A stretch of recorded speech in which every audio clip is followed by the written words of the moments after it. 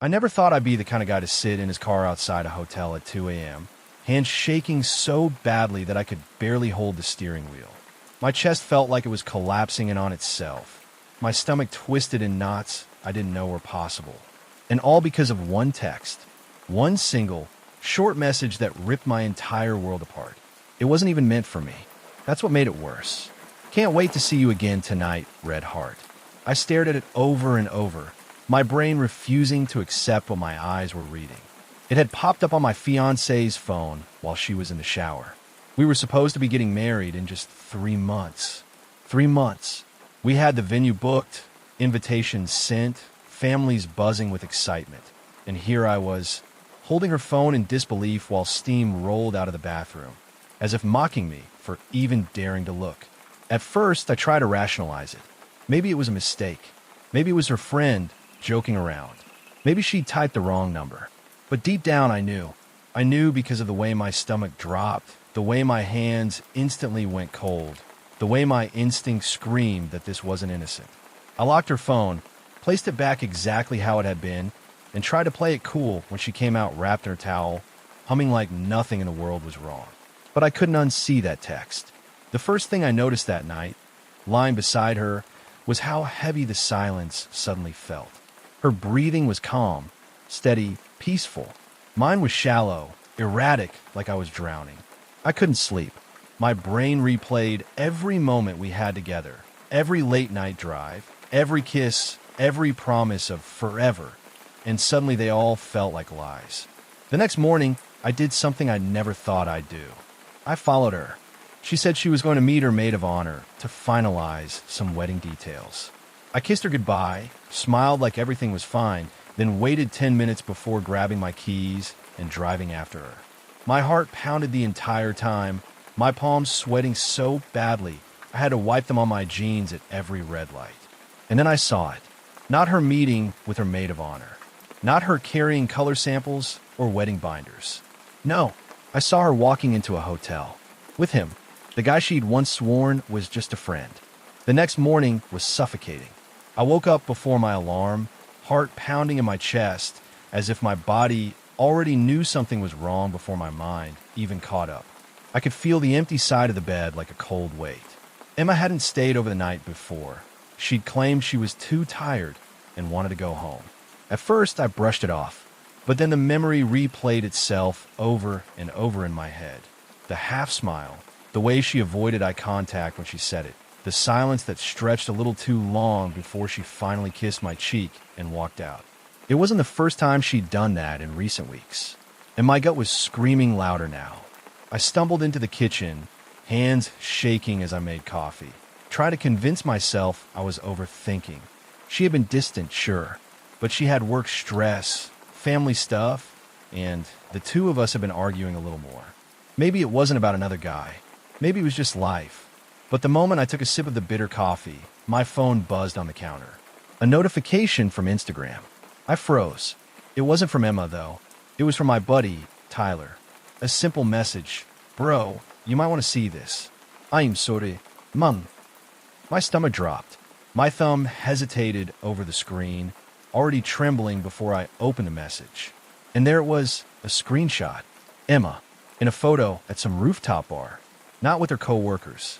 Not with her girlfriends. With him. The guy I'd seen commenting on her posts. The one she swore was just a friend. His hand on her waist, her leaning in close, both of them smiling like they had no secrets in the world. The edges of my vision blurred. My ears rang like someone had fired a gun right next to my head. I slammed the phone down on the counter, chest heaving, palms sweaty. I didn't want to believe it. I wanted to tell myself it was old, maybe innocent. But the timestamp said otherwise. Last night, the exact same night, she told me she was too tired to stay over. I paced the kitchen like a caged animal. My first instinct was to call her, demand answers, scream, cry, beg, I didn't even know. But then another thought cut through the storm. If she lied once, she'll lie again. So I didn't call. Instead, I grabbed my keys and drove. Not to her apartment, not to his. I drove aimlessly, knuckles white against the steering wheel, mind spinning in circles I couldn't escape. Every song on the radio felt like it was mocking me. Every red light felt like a chance for my brain to torture me with new images. Her lips on his, her body pressed against his, her laugh, the laugh I used to think was mine, echoing for him. By the time I finally pulled over, I didn't even know where I was. Some empty parking lot, the kind where no one would notice a guy sitting in his car, shaking, trying not to break down. And I did break down. Tears blurred the windshield. My fists slammed against the steering wheel until my knuckles ached. I kept muttering to myself like a madman. Why? Why wasn't I enough?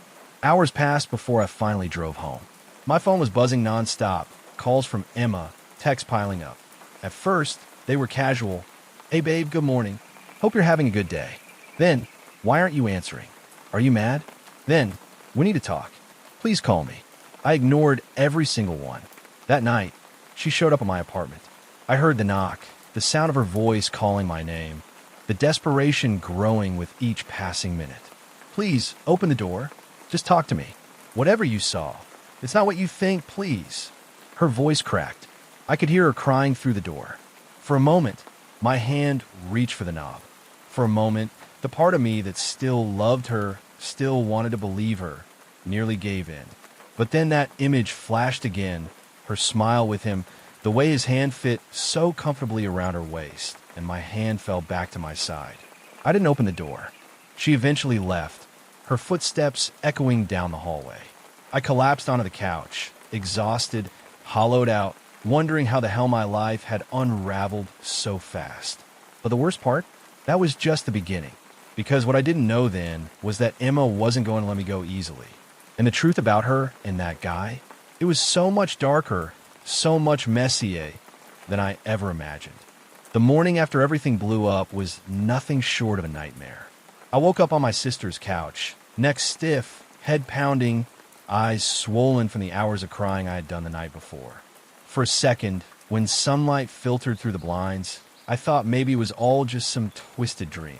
Maybe I hadn't actually walked in on my girlfriend in our bedroom. Maybe I hadn't heard her whispering those disgusting words to the guy she swore was just a friend. Maybe I hadn't packed my life into trash bags in the middle of the night and stormed out like a broken fool. But the second I reached for my phone and saw the barrage of missed calls and unread messages, reality smacked me in the chest like a brick. Her, please answer. Babe, please let me explain. It's not what it looked like. You're making a mistake walking away like this. I love you. Please come home. Over 30 messages, a dozen missed calls, a few voicemails I didn't even bother to listen to. My stomach twisted, half with anger, half with a sick kind of grief. I didn't reply. My sister walked in, holding 2 mugs of coffee. She set one down beside me and sat on the arm of the couch. You look like hell, she said gently. Thanks, I muttered, rubbing my face. You need to eat something. You didn't touch dinner last night. I'm not hungry. Okay, she said quietly, sipping her coffee. Then, after a pause, what's your plan? I let out a dry laugh. Plan? I don't have a plan. My whole life just blew up in my face. What am I supposed to do? Make a PowerPoint about it. She didn't laugh. She just put her hand on my shoulder. You can stay here as long as you need. No questions, no judgment. Just don't shut me out, okay? I nodded, staring blankly at the wall. I felt hollow, like my chest was an open wound. That day, I ignored her messages. I ignored her calls.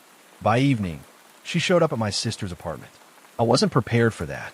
When a knock came, my stomach dropped. My sister peeked through the peephole, then shot me a look. It's her. I froze. My hands clenched into fists. Don't open it. She looks wrecked. Good. But my sister, ever the peacemaker, hesitated. Maybe you should at least hear what she has to say. No, he snapped. If you open that door, I'm leaving. That seemed to shut it down. My sister shook her head, mouthed, I'm sorry at the door, and didn't open it. For the next 10 minutes, I heard muffled crying and pleading through the wood. My chest ached. Every part of me wanted to swing that door open, to demand answers, to scream in her face. But I didn't. I couldn't. Eventually, the hallway fell silent. She was gone, but the silence wasn't comforting. It was suffocating. The days that followed were a blur of anger, sadness, and pure exhaustion.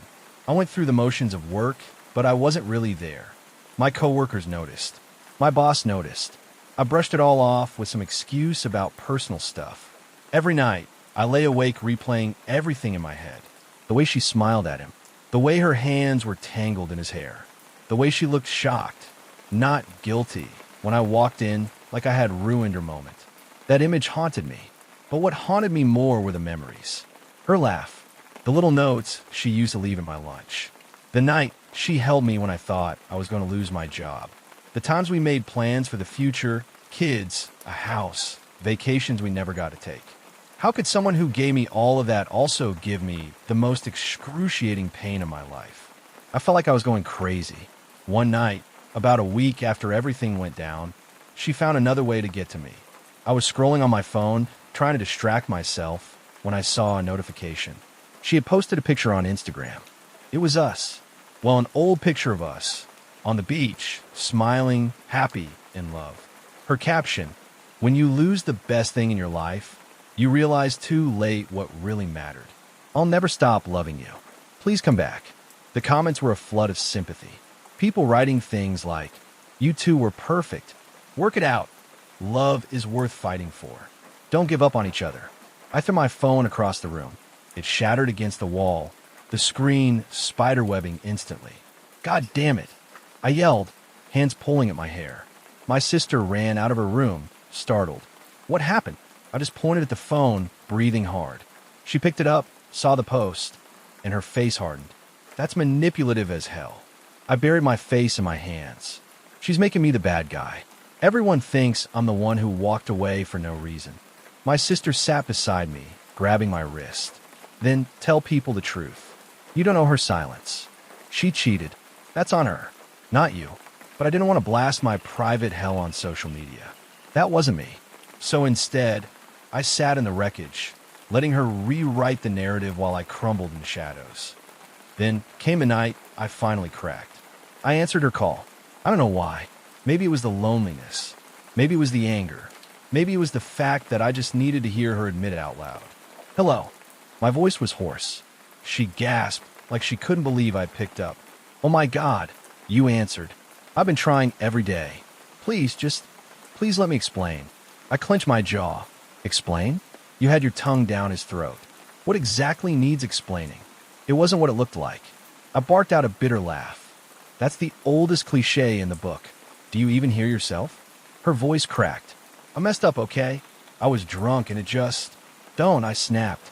"Don't you dare use being drunk as an excuse. You knew what you were doing." Silence. Finally, she whispered, "You were pulling away from me.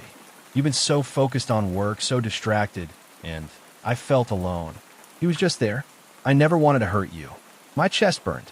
"So instead of talking to me, you decided to destroy us?" "I didn't mean for it to happen. It was a mistake."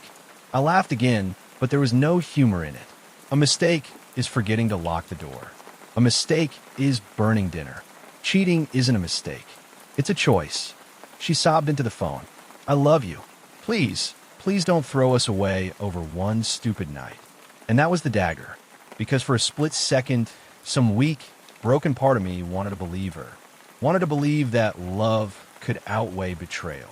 Wanted to believe we could rewind time. But then I remembered the look in her eyes that night, and I realized something terrifying. I didn't know her anymore. The girl I loved wasn't the girl I saw in that bed. And no matter how much I wanted her back, I could never unsee it. I hung up, and for the first time since it happened, I let myself scream. The thing about betrayal is that it doesn't stop hurting when the truth finally comes out. It lingers. It twists into every quiet moment, every second of silence between two people who used to love each other. And that's exactly what my life felt like in the weeks after I caught Emily cheating. It wasn't just the image of her in someone else's arms that haunted me. It was the little things. The way she still used the same coffee mug I'd bought her, even after nights spent with someone else. The way she hummed while cooking, like she had the audacity to act normal after ripping our relationship apart. Every sound, every smell, every glance reminded me of what she'd done, and how little I actually meant to her in those moments when she made that choice. After the night I confronted her, things didn't go back to normal. Not even close. We stayed in the same apartment because, at the time, neither of us had anywhere else to go. I couldn't exactly pack up and leave immediately. Our lease was still running, and my savings weren't enough to land me a new place instantly. So, for the time being, I was trapped in this suffocating limbo with her. I slept on the couch most nights. Sometimes, she'd peek out of her bedroom and whisper, "You don't have to, you know. You can still sleep in here." The audacity of that offer burned me alive. I couldn't imagine lying down next to her, not after picturing her in someone else's bed. I'd shake my head and turn my face toward the wall, silently begging her not to speak again. But she didn't stop.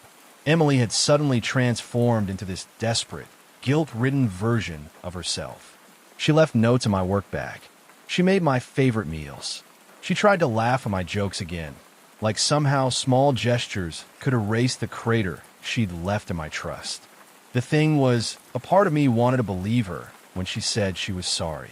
A part of me wanted to cling to the familiar comfort of what we used to have, even if it was cracked and rotting beneath the surface. That part of me was weak. It craved the safety of routine, of not having to rebuild my life from scratch. But the other part, the louder part, reminded me of how she looked at her phone with that little smirk, the one she used to give me. It reminded me of how quick her excuses had been when she thought she could lie her way out of it. That louder part whispered, "She's already shown you who she is. Why are you still listening?" The war inside me grew worse when her friends got involved. Word had spread about what happened. Emily didn't deny it. But instead of shame, she leaned into her circle of people who were all too eager to soften the blow. Suddenly, I was receiving texts from her best friend, saying things like, "She made a mistake, but she loves you. Don't throw it all away." Or, "Everyone slips up sometimes. Isn't love about forgiveness?" I'd stare at those messages, my blood boiling. Forgiveness? If betrayal was just a slip-up, then what was loyalty? A suggestion? The truth is, those messages only made me feel more alone. Because while everyone else seemed willing to excuse her, I was the one drowning in the wreckage. Nobody was telling me how to live with the image of my girlfriend pressed up against another man. Nobody was telling me how to silence the way my chest caved in every time she touched her phone. It didn't help that she tried to flip the script one night. We were sitting at the table, me picking at my food, her pretending everything was normal. When she said softly, "You know, it's not like you were perfect either," I froze. "Excuse me." She said quickly, nervously twisting her fork. "Sometimes you weren't really present. You'd come home, and you'd be exhausted from work, and maybe I just felt neglected." There it was, the shift. The seed of blame being planted right in front of me. My hands clenched into fists. "So you cheated because I was tired after working my ass off every day?" "I'm not saying that's an excuse," she backpedaled, her voice high-pitched. "I'm just saying maybe I was lonely. Maybe I didn't feel wanted." That was the moment I realized she wasn't sorry. Not truly. She was sorry she got caught. She was sorry she had to deal with the fallout. But deep down, she still wanted me to carry part of the blame. She wanted me to believe her betrayal was somehow my fault. That realization hardened something inside me. If I stayed, I'd always be carrying her guilt like it was mine. And I was done carrying anything for her. But leaving wasn't simple. Our lease tied us together, and my financial situation was tight. I started working overtime, quietly building an escape plan. Every extra shift was one step closer to freedom. I'd come home late, drained but determined, while she lingered on the couch with teary eyes, asking, "Can we talk?" I didn't answer anymore. Still, she didn't stop trying. She even showed up at my job once, surprising me during my break. She handed me a coffee, my order of course, and whispered, "Can't we just start over?" I looked at her, really looked at her, and felt nothing but exhaustion. "We can't start over, Emily. You ended us the second you made that choice." Her eyes filled with tears, and for a moment, guilt stabbed through me. But then I remembered the messages from her friends, the lies, the gaslighting, the way she almost convinced me that I was part of the problem. And the guilt melted into something else, resolve. That night, I started sleeping at a friend's place a few times a week just to get away from her suffocating presence. The more space I had, the clearer things became. Love doesn't survive betrayal. Not the way she betrayed me. It doesn't matter how many tears she cried or how many times she said sorry. The foundation had crumbled, and no amount of glue could put it back together. But Emily wasn't ready to accept that. The more I pulled away, the more desperate she became. The notes turned into long letters. The quiet dinners turned into pleading arguments. And eventually, the apologies turned into anger. One night, after I told her I'd be moving out as soon as I saved enough, she snapped. "So that's it? You're just gonna walk away? After everything we've been through?" I looked at her calmly, my voice steady. "No, Emily. You walked away when you decided to cheat. I'm just following the path you chose." Her face twisted with rage. "You're such an asshole." Maybe she thought those words would sting, but instead they felt like freedom. Because if refusing to stay with someone who destroyed my trust made me the asshole, then fine. I wear that title proudly. The thing was, she wasn't done yet. And the storm she was about to unleash would make everything I'd endured so far look like nothing. The day after Sarah left, my apartment felt like a graveyard. Every corner of the place held a ghost. The smell of her perfume lingered on the couch cushions. Her coffee mug, the one with the tiny crack on the handle, was still on the counter. Even her hair tie was sitting on my nightstand like it was mocking me. And me? I was just sitting there in silence, holding my phone, waiting for a text that wasn't going to come. You'd think that after being lied to and cheated on, I'd be furious. You'd think I want to cut her out completely, block her, move on. But the human heart doesn't work like that. I was angry, yes, but mostly I was broken. For the first time in years, I realized I didn't know who I was without her. The next week was hell. At work, I could barely focus. Every time someone's phone buzzed, I'd snap mine open, praying it was her. At night, I tossed and turned, replaying every conversation we ever had, searching for the signs I'd missed. The signs she had been slipping away. And that's when the nightmare started. I'd dream of Sarah walking into our apartment, smiling at me like nothing ever happened. She'd kiss me, and I believe everything was okay. But then, the man from the car, her co-worker, would appear in the doorway, smirking. She'd turn to him, take his hand, and walk away, leaving me standing there alone. I'd wake up drenched in sweat, my chest tight, and the loneliness pressing down so hard I could barely breathe. But then something shifted. About 2 weeks after the breakup, I was walking back from the grocery store when I saw Sarah. She was across the street, laughing with a group of people. One of them was him. It felt like the air had been punched out of my lungs. She looked happy. She looked lighter. And that hurt worse than the betrayal itself. Because while I was drowning, she seemed like she was thriving. I stood frozen on the sidewalk, the grocery bag handles cutting into my palms. She didn't notice me, or if she did, she didn't care. That moment burned itself into my memory like a scar. And that's when I realized something important. I couldn't let her destroy me. Yes, she cheated. Yes, she left me shattered. But if I let myself spiral into nothing, then she'd win twice. Once when she betrayed me, and again when I let it define me. So I made a choice. I blocked her number. I deleted our old photos. I threw her things into a box and shoved it into the closet. And then I did something I hadn't done in years. I called up my friends. For so long, I had put Sarah above everything else.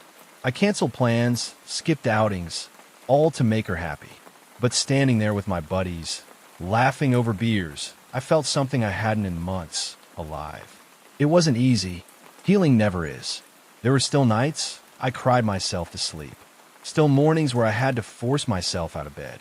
But each day, the weight got a little lighter. And then came the closure.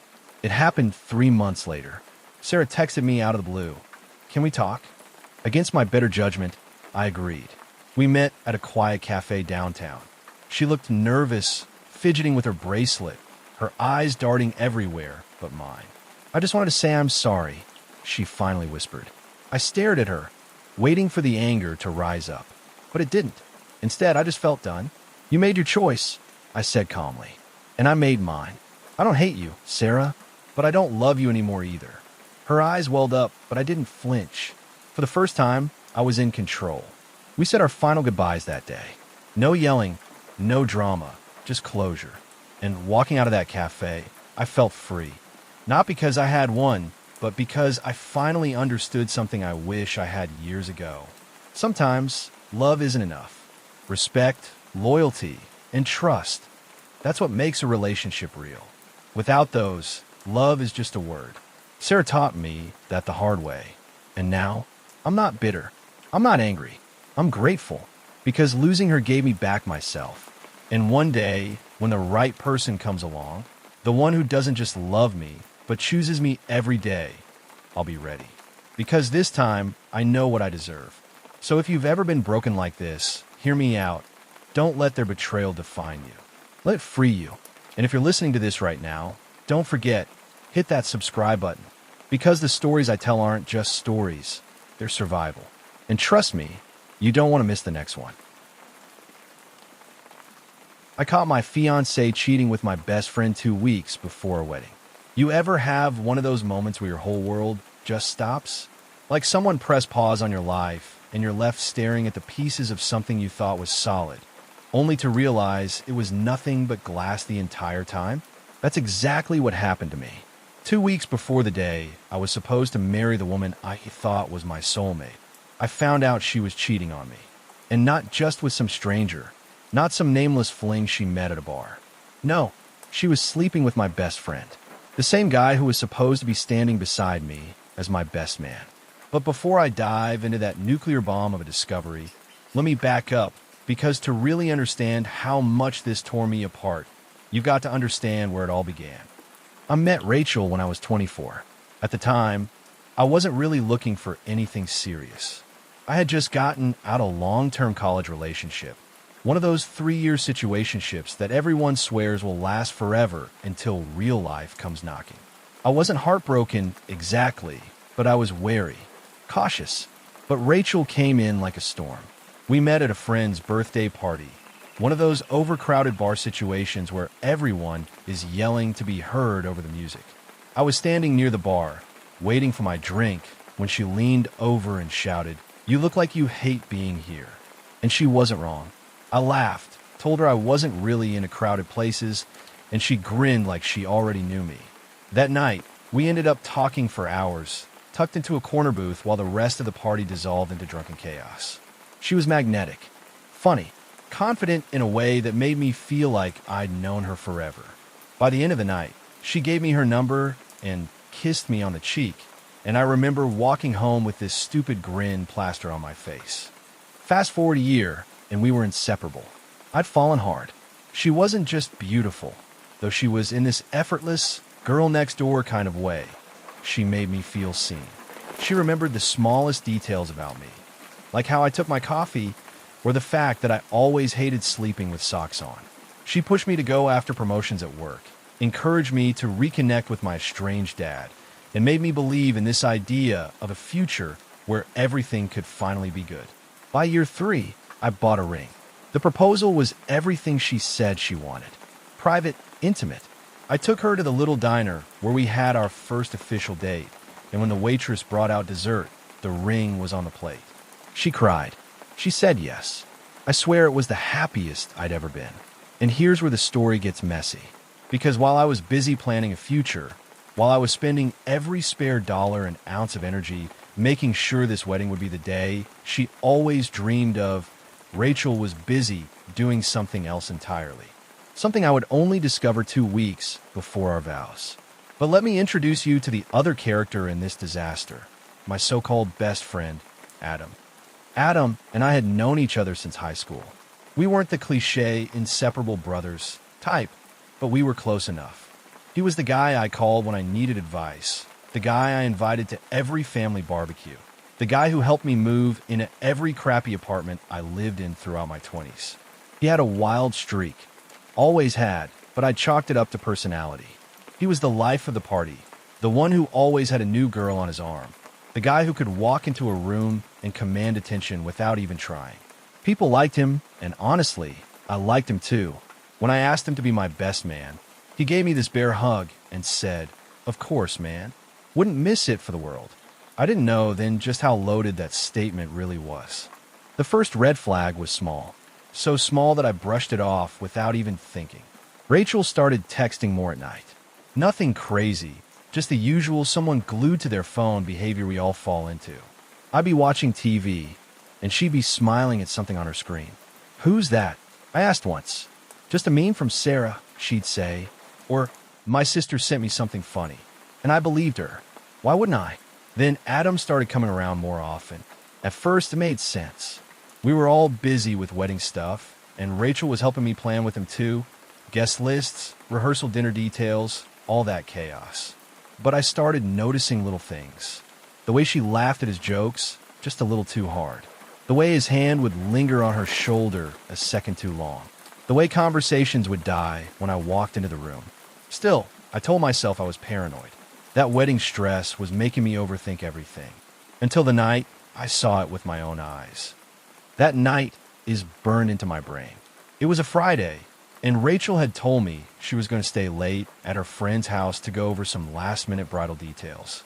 I believed her, why wouldn't I? I had no reason not to. But around 10:30, I realized I'd left some important documents at her apartment, where I'd been staying off and on since we got engaged. I figured I'd swing by, grab them, and surprise her later with some takeout on my way back. When I pulled into her parking lot, Adam's car was there. At first, I told myself it wasn't weird. He could have dropped something off. Maybe they were planning a surprise for me. Maybe he was helping with decorations. But when I got to her door, I didn't have to knock, because it was cracked open just slightly. And what I saw inside made my stomach drop. Rachel, sitting on the couch. Adam, right beside her. Too close. His hand was on her thigh, and they were laughing like they'd been caught in some private joke. I froze. For a second, my brain refused to process it. I just stood there, staring, hoping I was wrong. But then Adam leaned in and kissed her, and she kissed him back. That was the moment my world shattered. I didn't storm in. I didn't yell. I didn't even cry. Not yet. Instead, I backed away from the door, heart pounding so hard I thought I might throw up. I got into my car, drove aimlessly for an hour, and finally ended up parked outside my own apartment, staring at the steering wheel like it had the answers I needed. And here's the thing. I still didn't confront her that night, because part of me needed to know how long it had been going on, how deep the betrayal really went. That night was the beginning of the end, but it was only the beginning. The following weeks after that night felt like a constant balancing act between pretending I was okay and secretly falling apart inside. Outwardly, I smiled, went to work, met friends, and played the role of the guy who had his life together. But inside, I was still stuck in that moment. The image of Jenna's phone glowing with those messages, her guilty face frozen in my mind like a nightmare that wouldn't end. The craziest part? I hadn't even confronted her fully yet. After our initial argument, where she'd begged me to just listen and claimed it was not what I thought, I had shut down. I couldn't handle the lies, the gaslighting, or the fact that my girlfriend, the woman I thought I'd marry, had been sneaking around behind my back. So instead of giving her answers, I gave her silence. But silence doesn't heal. Silence festers. Every time Jenna came over, she acted like nothing had happened. She'd bring takeout, snuggle next to me, talk about her day at work, and pretend we were fine. And maybe in her world we were. But in mine, I was suffocating. Here's the thing. When you love someone deeply, betrayal doesn't just break you in half. It creates this awful push and pull. Part of me wanted to scream at her, kick her out of my life, and never see her again. But another part of me still loved her, still wanted to believe her excuses, still wanted to hold on. And that's what made it so much worse. The hook that kept me hanging on wasn't love. It was hope. Hope that maybe I'd misread the messages. Hope that maybe meeting up really did mean innocent coffee. Hope that maybe I wasn't being played for a fool. But deep down, I knew better. One night, about a week after I discovered the messages, Jenna was sitting on the couch, scrolling on her phone, while I pretended to watch TV. My heart was pounding, my palms sweating. I knew I had to do it. I had to ask the questions I'd been avoiding. So, I said suddenly, turning to face her, "Are you still talking to him?" Her head snapped up like she'd been caught off guard. Her eyes darted away before landing back on me. "What do you mean?" she asked, her voice carefully neutral. I clenched my jaw. "Don't play dumb, Jenna. The guy from your texts. The one you said was just a friend. Are you still talking to him?" She blinked rapidly, her lips pressing into a thin line. "It's complicated," she finally whispered. That word, complicated, set me off. "No, Jenna, it's not complicated," I snapped. "You're either loyal to me or you're not. You're either faithful or you're not. Which is it?" Her eyes filled with tears, and for a second, I thought she'd finally admit it, finally confess everything. But instead, she threw her hands up and said, "Why do you always have to make everything so black and white? Life isn't that simple." And there it was. Deflection, excuses, avoidance. My chest felt like it was on fire. "You cheated, didn't you?" I demanded. Her silence was the answer. She didn't deny it. She didn't defend herself. She just sat there, crying silently, and the sound of my world crashing down was louder than any word she could have said. That moment, it was both devastating and clarifying, because finally I knew I'd been clinging to hope, but hope is a cruel drug when it's tied to lies. And right then, I realized I had a choice. I could let her keep destroying me piece by piece, or I could finally cut the cord. But walking away from someone you love, even when they betrayed you, isn't easy. And I wish I could say I did it cleanly, like ripping off a Band-Aid. But the truth? It was messy, painful, because Jenna didn't just cheat once. She had been living a double life. And I was about to uncover just how deep the betrayal really went. The spiral. The night after our confrontation, Jenna stormed out of my apartment in tears, slamming the door behind her. I thought that would be the end. I thought maybe she'd leave me alone, let me grieve, let me move on. But instead, she doubled down. The next morning, I woke up to a flood of texts. "Please, can we just talk? It wasn't what you think, I swear. You mean everything to me. Don't give up on us." For a second, my chest tightened. For a second, I almost believed her. But then I remembered her silence, the way she couldn't deny it, and I forced myself to put my phone down. Later that day, I got a message from an unknown number. My stomach dropped as soon as I opened it. It was him, the guy she'd been cheating with, and what he sent me shattered any illusions I had left. Screenshots, dozens of them, conversations with Jenna that stretched back months. Messages where she flirted, joked about me, complained about our relationship. Pictures she'd sent him. Pictures I thought were for me alone. And the worst part? Plans. Plans to meet up. Plans to spend weekends together. Plans that showed me this wasn't some one-time mistake. This was a full-blown affair. My hands shook as I scrolled through the evidence. Rage burned in my chest, mixing with heartbreak in a way that made me feel physically sick. I wanted to throw my phone across the room, smash something, scream until my throat gave out. But instead, I sat there in silence, staring at the proof that the person I loved most in the world had been lying to me for months. The breaking point. That evening, Jenna showed up at my door again. She looked like a mess, mascara streaked down her cheeks, hair unkempt, her hands trembling. "Please," she whispered as soon as I opened the door. "Just let me explain." I wanted to slam the door at her face. I wanted to tell her I'd seen everything, that there was nothing left to explain. But instead, I let her in. Not because I wanted to hear her lies, but because I wanted to see if she'd tell the truth. We sat down across from each other. My heart was pounding, but my voice was steady. "How long?" I asked. Her eyes widened. "What? How long have you been cheating on me, Jenna?" I said, my voice colder than I'd ever heard it. She froze, and for a long moment, she said nothing. Then, finally, she whispered, "Since March. March. That was 8 months ago. 8 months of lies. 8 months of pretending. 8 months of me loving someone who had already checked out." I felt like I couldn't breathe. "Why?" I croaked. "Why would you do this to me? To us?" Her face crumpled. "I don't know," she cried. "I was lonely. I felt like you didn't pay attention to me anymore. And he made me feel wanted. But I love you. I swear I do. It was a mistake. I didn't mean for it to happen like this." Her words washed over me like acid. Every syllable burned. Because here's the thing. Love isn't supposed to feel like betrayal. And mistakes don't last 8 months. That was the moment I knew we were truly done. But breaking up with someone you've built your life around isn't a clean cut. It's a tearing apart. And as much as I wanted to throw her out then and there, part of me still clung to the years we'd spent together. So instead of ending it immediately, I did the worst thing possible. I hesitated, and that hesitation nearly destroyed me. When I woke up the morning after finding those messages, the sunlight felt different. It wasn't warm anymore. It was harsh, almost accusatory, like it was exposing every single thought in my head. The bed next to me was empty. Emily had left early for work, leaving only a scribbled note on the counter. "Morning, babe. Meeting today. Don't wait up for me. Love you." The word love felt like poison. How could she write that so casually when her phone the night before had been filled with heart emojis, late night secrets, and "I miss you" messages meant for someone else? My stomach churned. I wanted to rip that note apart, but instead, I just stared at it like it was some kind of cruel joke. The truth was eating me alive, but I couldn't bring myself to confront her. Not yet. Not without something solid.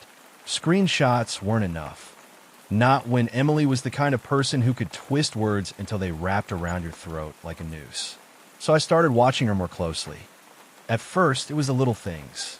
She used to toss her phone on the couch without a second thought, but now she kept it face down, almost glued to her hand. She'd step outside to take calls that couldn't wait, and when I asked who it was, she'd shrug and say, "Just work stuff." But Emily didn't work at the kind of job where midnight calls were normal. She wasn't a doctor or lawyer. She worked in marketing. Her emergencies usually involved fonts, not phone calls at 2 a.m. The more I paid attention, the more cracks I saw in her story. She'd get dressed up for girls' nights, but never smell like alcohol when she got home. Her hair would be messy, but not like she'd been dancing. It was the kind of messy that screamed intimacy. One night, I pretended to be asleep when she slipped into bed. She whispered something under her breath, and I swore it wasn't my name. My heart stopped when I realized it sounded like his. I became obsessed. Every time she picked up her phone, I watched her reflection in the window. Every time she smiled at a notification, I wanted to rip it out of her hand and scream. But I kept my silence, because silence meant I could still gather proof. Silence meant she wouldn't know I was onto her.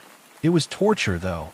Imagine sleeping next to someone, feeling their warmth, their breathing, their arm brush against yours, and knowing that part of them belonged to someone else. Some nights, I'd lie awake and wonder, when did I stop being enough? The breaking point came one Saturday. She told me she was going shopping with a friend, but something in her tone didn't sit right. I watched her get ready. Perfume, extra makeup, heels she hadn't worn in months. She wasn't dressing for the mall. When she left, I waited 15 minutes, then followed her. My hands shook as I gripped the steering wheel, praying I was wrong, praying I'd find her in a clothing store laughing over overpriced jeans. But she didn't go to the mall. She drove across town to a quiet little cafe, the kind you take someone special to. And sure enough, he was there, the guy from the texts. I sat in my car, gripping the steering wheel so hard my knuckles turned white, watching as she walked up to him, watching as her face lit up in a way it hadn't for me in months, watching as he stood, kissed her cheek, and pulled out her chair. It felt like my chest cracked open. There it was. Proof. No more guessing, no more excuses. She was cheating, and yet I couldn't move. I just sat there, watching them laugh, watching them share secrets over coffee like they were the only two people in the world. Tears burned my eyes, but I couldn't even cry properly. I was frozen, trapped in that moment like my entire world had slammed to a halt. When she came home later, she was all smiles. She kissed me on the cheek, dropped her shopping bag on the counter, and asked what I wanted for dinner like nothing had happened. I wanted to scream. I wanted to grab her shoulders and shout, "How could you do this to me?" But instead, I just said, "Anything's fine," because I wasn't ready to explode. Not yet. I needed to decide how this story was going to end, if I wanted to burn it all down or walk away quietly. That night, when she finally fell asleep beside me, I stared at the ceiling for hours. Every memory replayed in my head. The first time she told me she loved me, the road trips, the promises we made at 2 a.m. when life felt infinite. And then I saw the way she smiled at him. That's when I realized something I didn't want to admit. Maybe she hadn't just betrayed me. Maybe she'd already left me a long time ago, and I was the only one still holding on. But the real question was, what the hell was I supposed to do with that? I had always thought heartbreak would come as a slow, crushing wave, like watching a storm roll in from the distance, the clouds gathering, the air growing heavy, until the rain finally fell. But when my world shattered, it didn't feel like that. It was sudden, sharp, violent, like glass breaking in my hands, cutting deep before I could even process the pain. By the time the weekend after our fight arrived, I had convinced myself things might still be salvageable. Ethan had texted me, short and vague, but still, he texted, "We need to talk." Those 4 words kept me up the night before, tossing between hope and dread. I told myself this was it. He'd apologize. Maybe confess something small he had been hiding. Maybe the late nights really were just stress from work, like he claimed. Maybe I was overthinking everything. Maybe, but deep down, my stomach already knew. When I pulled up to his apartment that Saturday afternoon, I saw her car parked outside.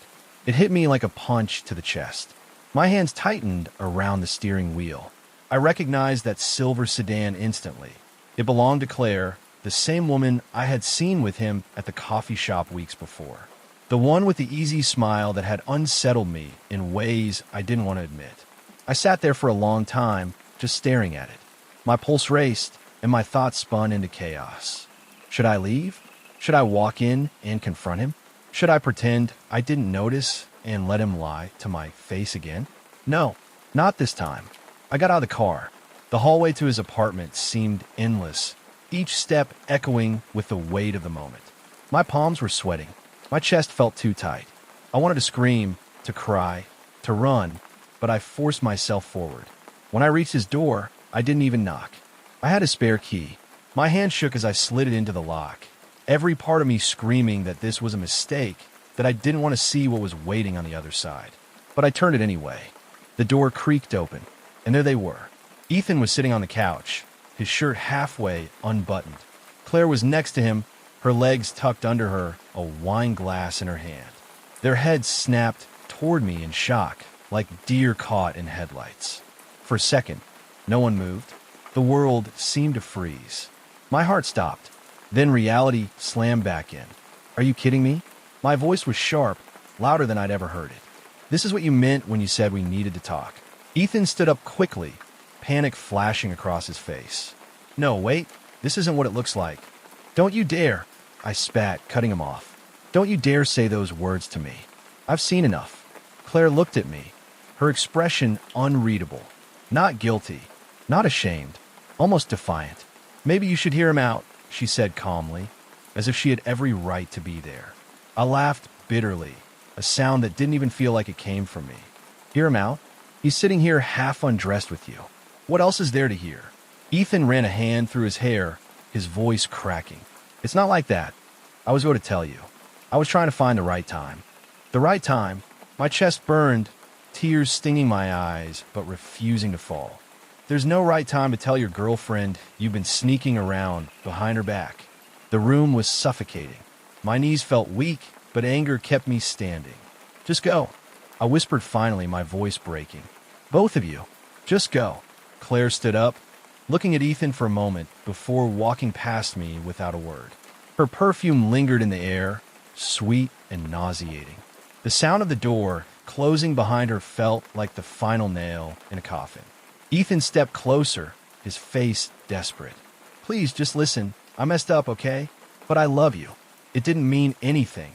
"Stop," I screamed, backing away. "Don't you dare say you love me. Love isn't this. Love isn't lying to me, making me feel like I'm crazy, and then letting me walk in on that." The tears finally spilled over, blurring my vision. He froze, his mouth opening and closing like he had words but no excuses left. For once, he didn't have the smooth lines or practiced apologies.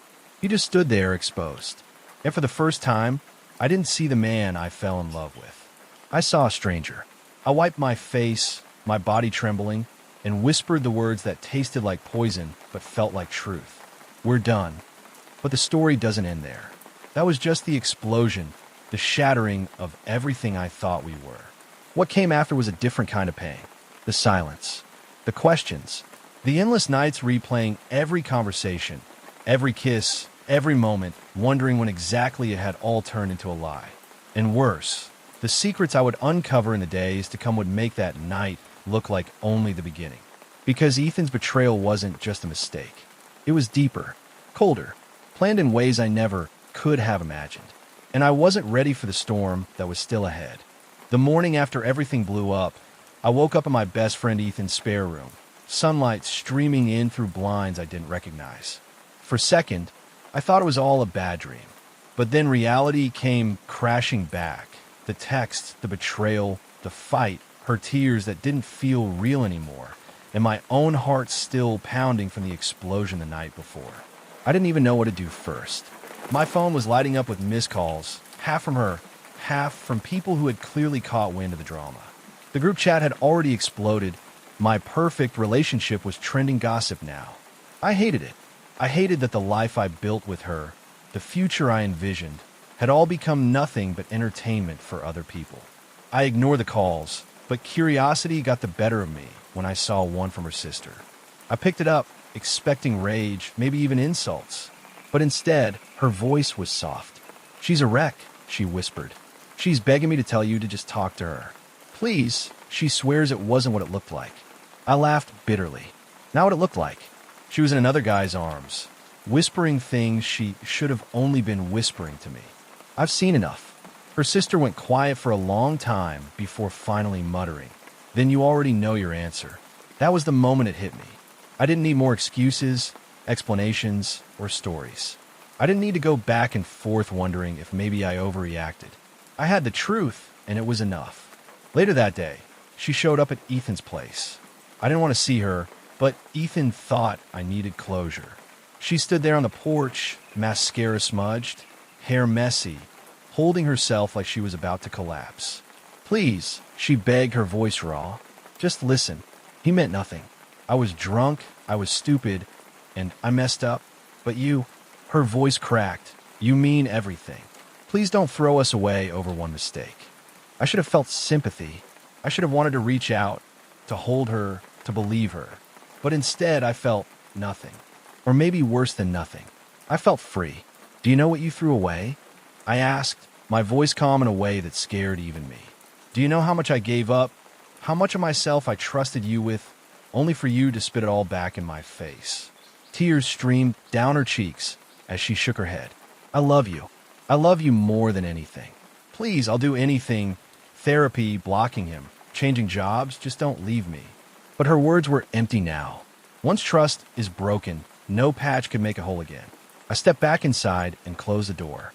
The sound of her sobbing on the other side echoed through the house, each cry fading until there was silence.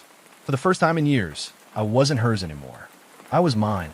And in that silence, in the stillness that followed the storm, I realized something important. Heartbreak doesn't destroy you. It reshapes you.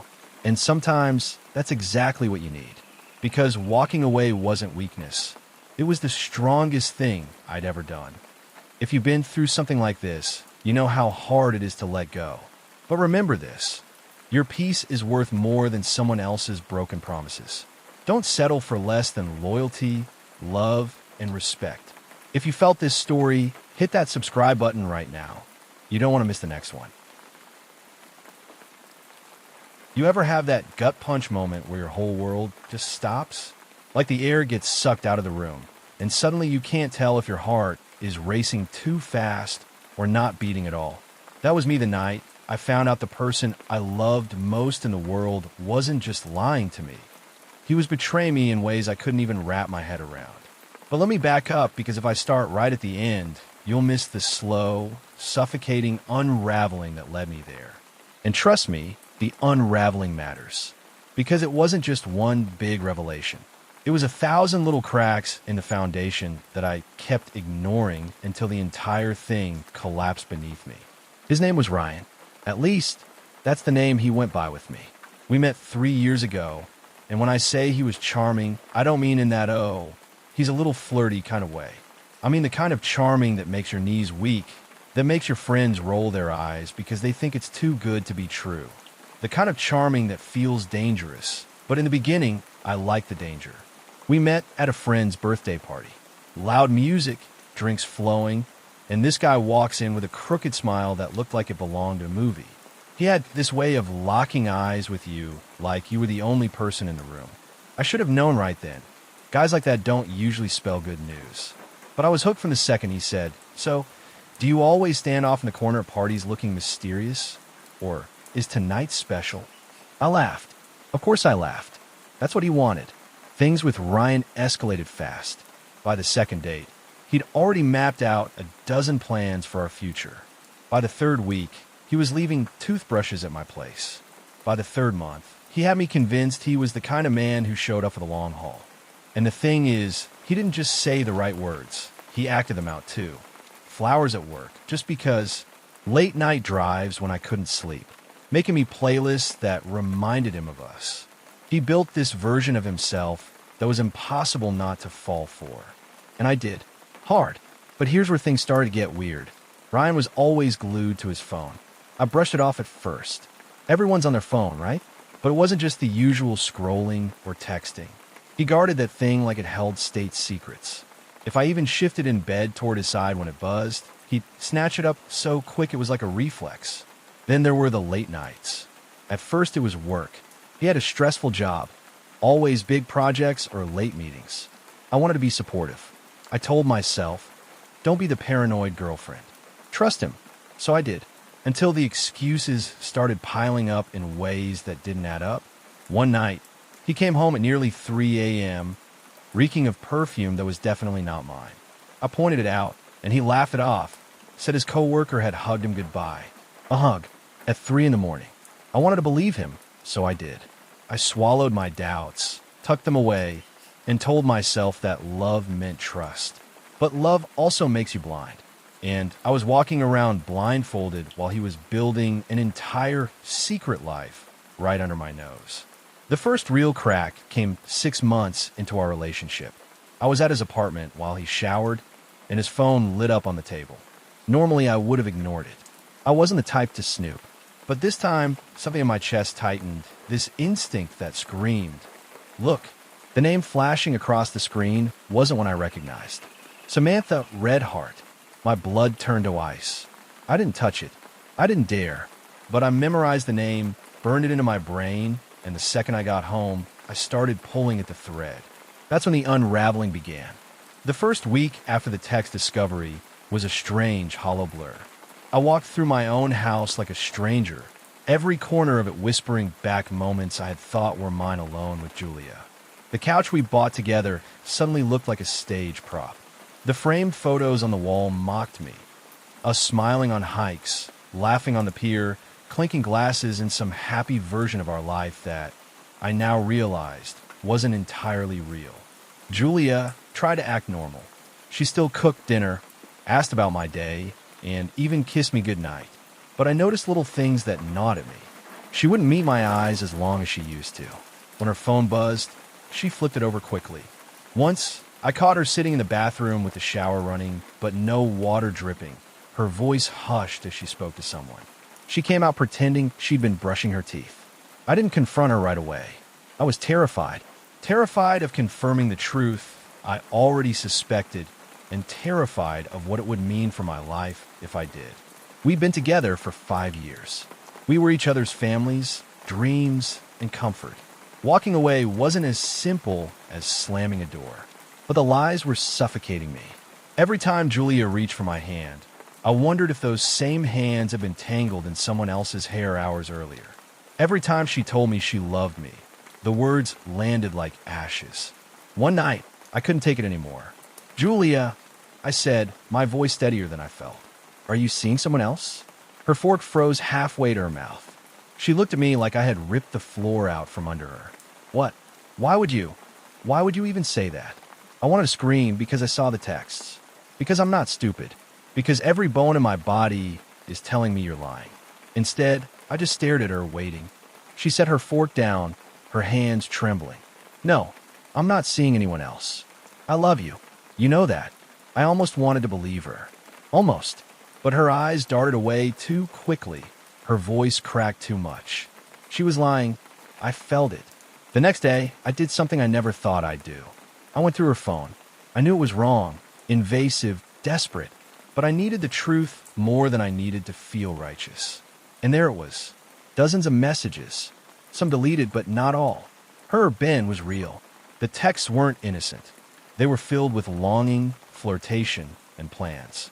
They talked about meeting after work, about how he couldn't stop thinking about her, about how she wished she could see him instead of sitting across from him.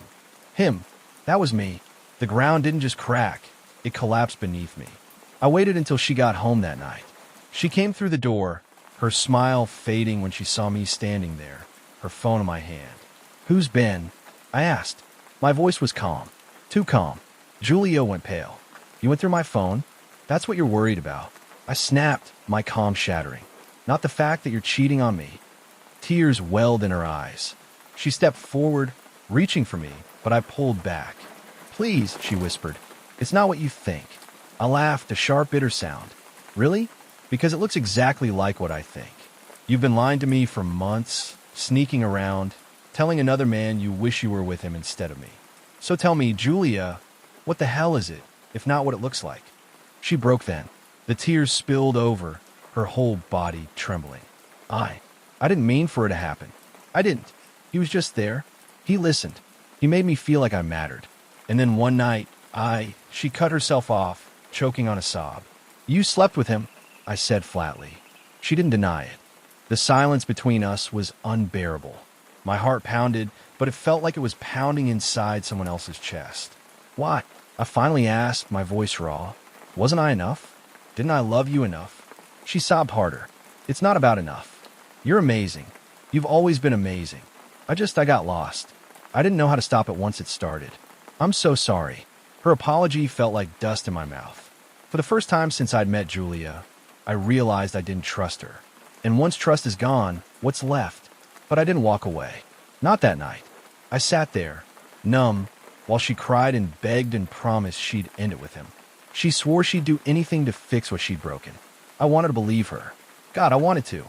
But deep inside, a voice whispered that this was just the beginning of the end. While I walked out of that restaurant, after throwing the ring on the table, I felt like my chest was caving in. The streetlights blurred with the tears I didn't want to admit were falling, and my hands wouldn't stop shaking.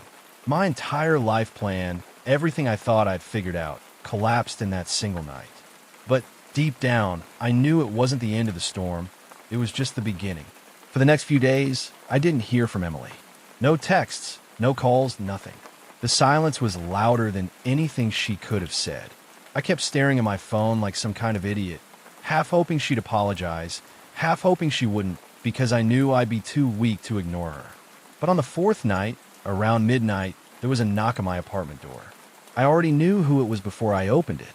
Emily stood there with mascara-streaked cheeks, her hair a mess, and eyes swollen like she hadn't slept in days. She looked at me like I was her last lifeline. "Can we talk?" she whispered. I should have slammed the door in her face. I should have told her that her chance was gone the second I saw that photo. But my heart, stupid, loyal, desperate heart, betrayed me again. I stepped aside and let her in. The air between us was thick, heavy with everything unsaid.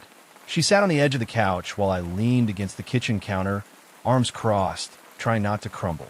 "Please, just hear me out," she said, her voice trembling. "I know I hurt you. I know I betrayed everything we had, but it wasn't what you think." I laughed bitterly. "Wasn't what I think? Emily, you were in his bed. Explain to me how that's anything other than cheating." She flinched like the word itself cut her. "It was a mistake. It was one night, and I swear I regretted it the second it happened. I don't even know why I did it. I was drunk, I was confused, but I love you, not him." Her words sliced me open and patched me up at the same time. Part of me wanted so badly to believe her, to hold on to the life we had planned. But another part, the part that saw the photo and felt my entire world shatter, knew belief would make me a fool. "Do you have any idea," I said slowly, "what it felt like to see you with him? Do you know what it's like to plan a future with someone, only to find out you were just an option to them?" Her face crumpled. "You weren't an option. You're everything to me. I swear, I'll do anything to make this right. Just please don't walk away from us." For a long time, neither of us spoke. I could hear her quiet sobs, the ticking of the clock, my own heart pounding like a drum. Finally, I asked the question I'd been too scared to face. "Was it just once?" She hesitated. Just a second, but it was enough. My stomach dropped. "Emily," I pressed, my voice breaking. "How many times?" Her eyes darted away, and I knew. My knees nearly gave out. "It was more than once," she admitted softly, tears streaming down her face. I don't know why I kept letting it happen. Every time, I told myself it was the last. Every time I swore I'd stop. But then, stop. My voice was sharp, almost unrecognizable.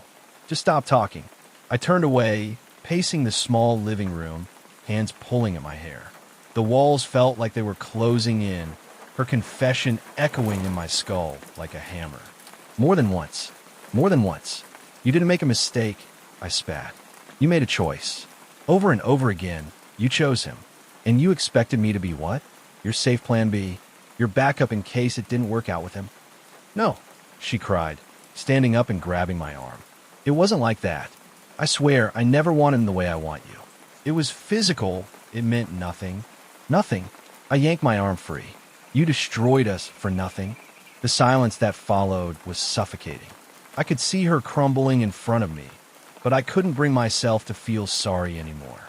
Anger had finally pushed its way to the surface, drowning out the heartbreak. That night ended with her leaving again, begging me to think about giving her another chance. I didn't answer. I just shut the door behind her and slid down to the floor, letting myself break in private. The days that followed were a blur. Some mornings, I woke up thinking about how we used to laugh together over coffee, and I missed her so much it physically hurt. Other mornings, I woke up furious, replaying her words in my head until I felt sick. I started avoiding mutual friends. I couldn't handle the pity in their eyes, or the way some of them still spoke to her like nothing had happened. At night, I'd lie awake staring at the ceiling, wondering how someone could love you and still betray you in the worst possible way. But the worst moment came a week later when my best friend Mark pulled me aside. "There's something you need to know," he said, his tone heavy. I already felt my stomach drop. "What now?" "It wasn't just him," Mark admitted carefully. "I didn't want to be the one to tell you. But Emily, she's been with at least 2 other guys." For a second, I thought I misheard him. My chest tightened, my vision blurred. "To what?"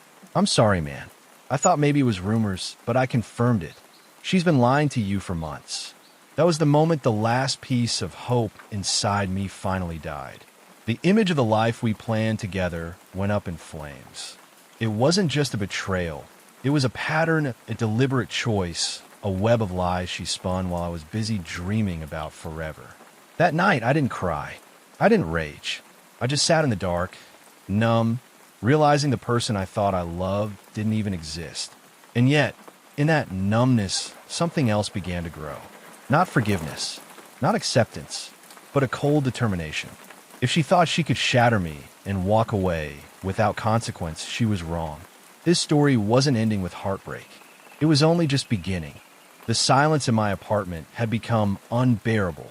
It was the kind of silence that presses against your chest and forces you to hear every shallow breath, every thud of your own heartbeat, every creak of the floorboards when you move from one corner of the room to the other.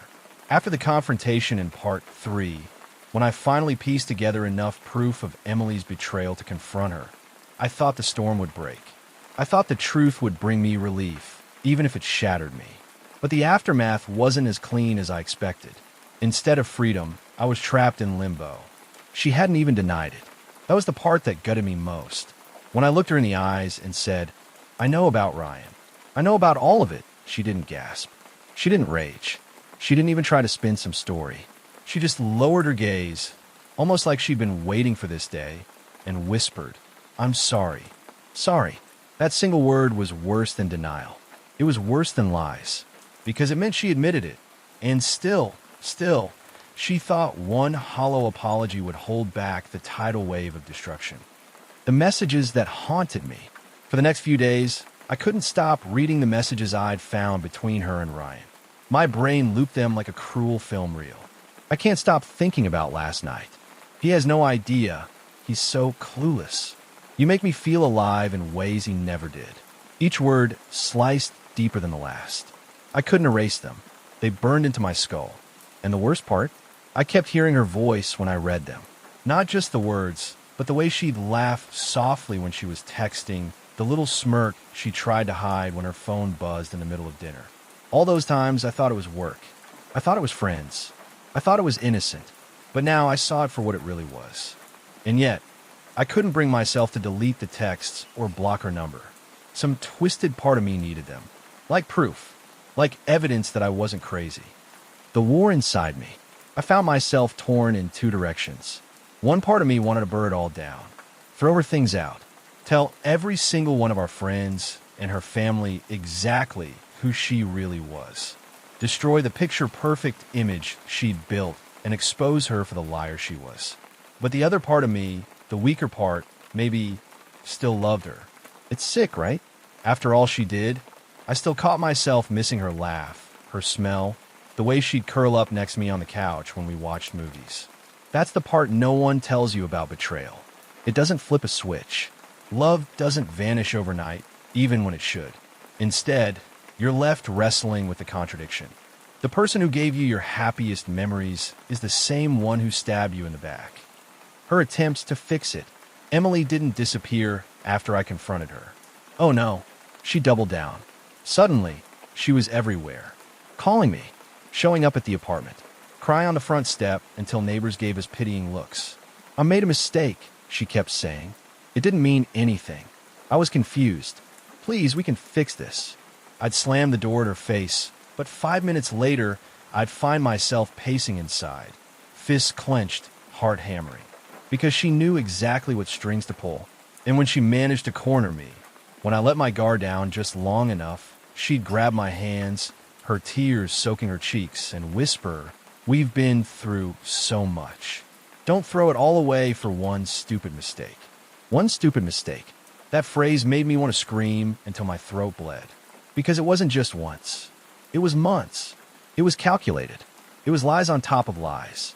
It was kissing me goodnight and then sneaking off to text him the second I fell asleep. That wasn't a mistake. That was a choice. Repeated 100 times. The friends who chose sides. When word started to leak out, because of course it did, our friend group fractured instantly. Some were on my side, furious at her for betraying me. But others? They shrugged it off. People cheat, one friend said. It doesn't mean she doesn't love you. That line nearly made me laugh in his face. If cheating was love, then what the hell was hate? But then came the whispers. Maybe you push her away. Maybe you weren't paying enough attention. Relationships are complicated. Oh, how quickly people turn it back on me. As if I was the one who opened the door to betrayal. As if being imperfect somehow justified her crawling into someone else's bed. The isolation grew heavier. My phone stopped buzzing as often. Invitations disappeared. It was like I had a scarlet letter on my chest. The night I saw them together. The lowest point came one Friday night. I was walking home from work, exhausted when I spotted them. Emily and Ryan, sitting outside a little bar we used to go to together. She was leaning in close, laughing, her hand brushing his arm. It wasn't just casual. It wasn't guilt-ridden. It was comfortable, like they'd done this 1,000 times before. And the sight hit me like a car crash. My knees literally buckled, and I had to grip the edge of a trash can to steady myself. My stomach churned like I might vomit right there on the sidewalk. Because in that moment, it wasn't abstract anymore. It wasn't text on a screen or whispers over the phone. It was flesh and blood. It was her, my Emily, choosing him in broad daylight, laughing like I never even existed. I don't remember walking home.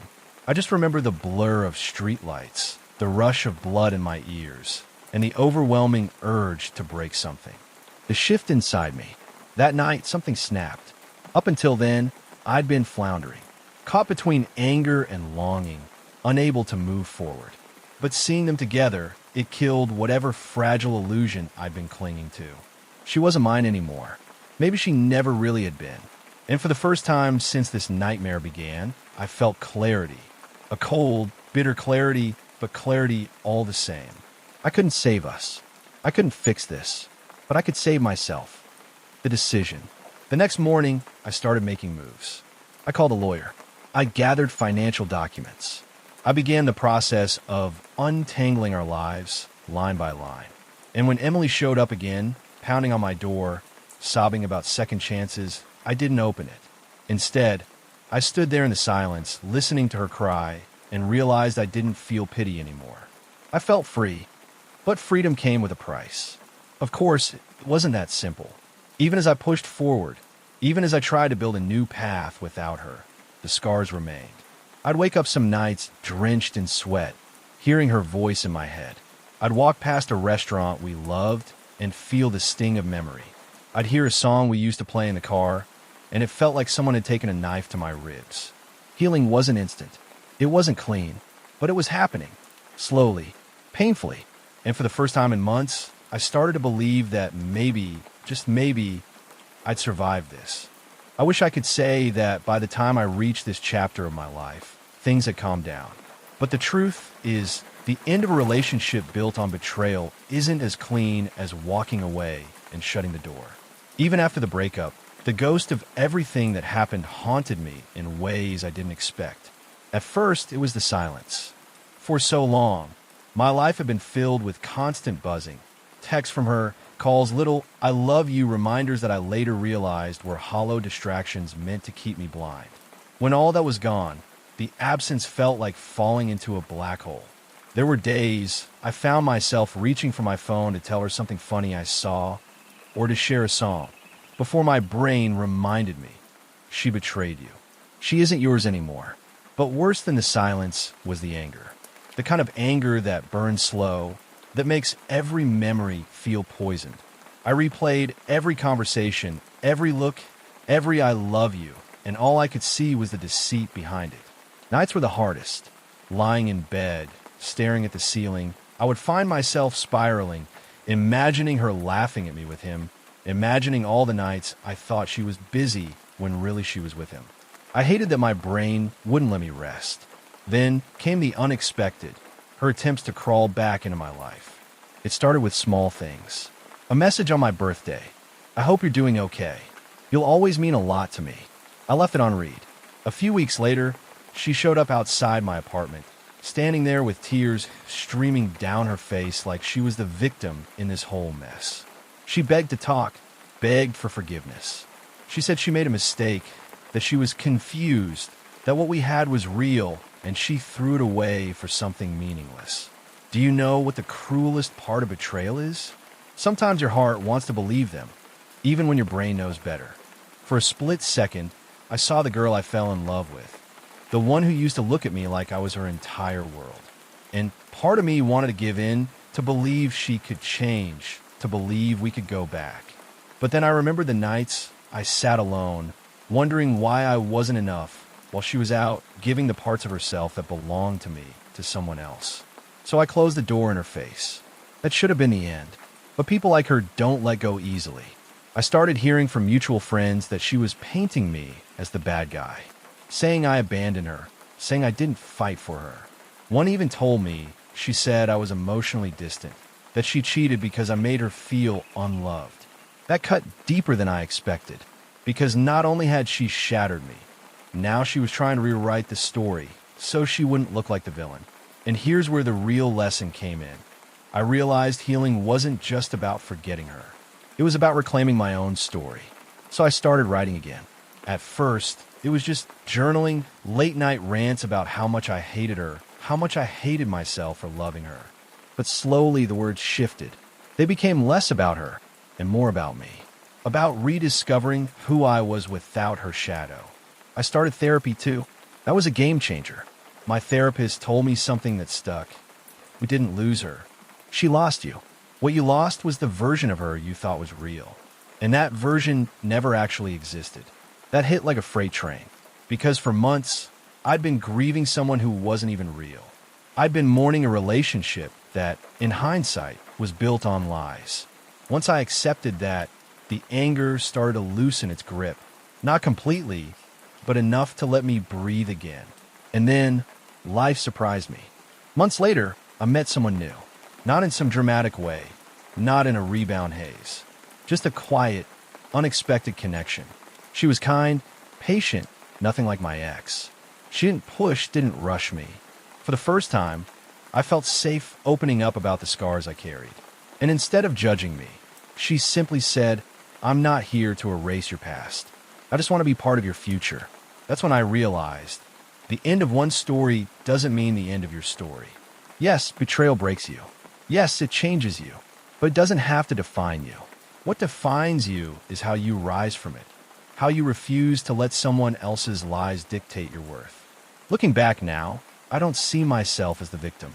I see myself as the survivor of someone else's selfishness. And I know this.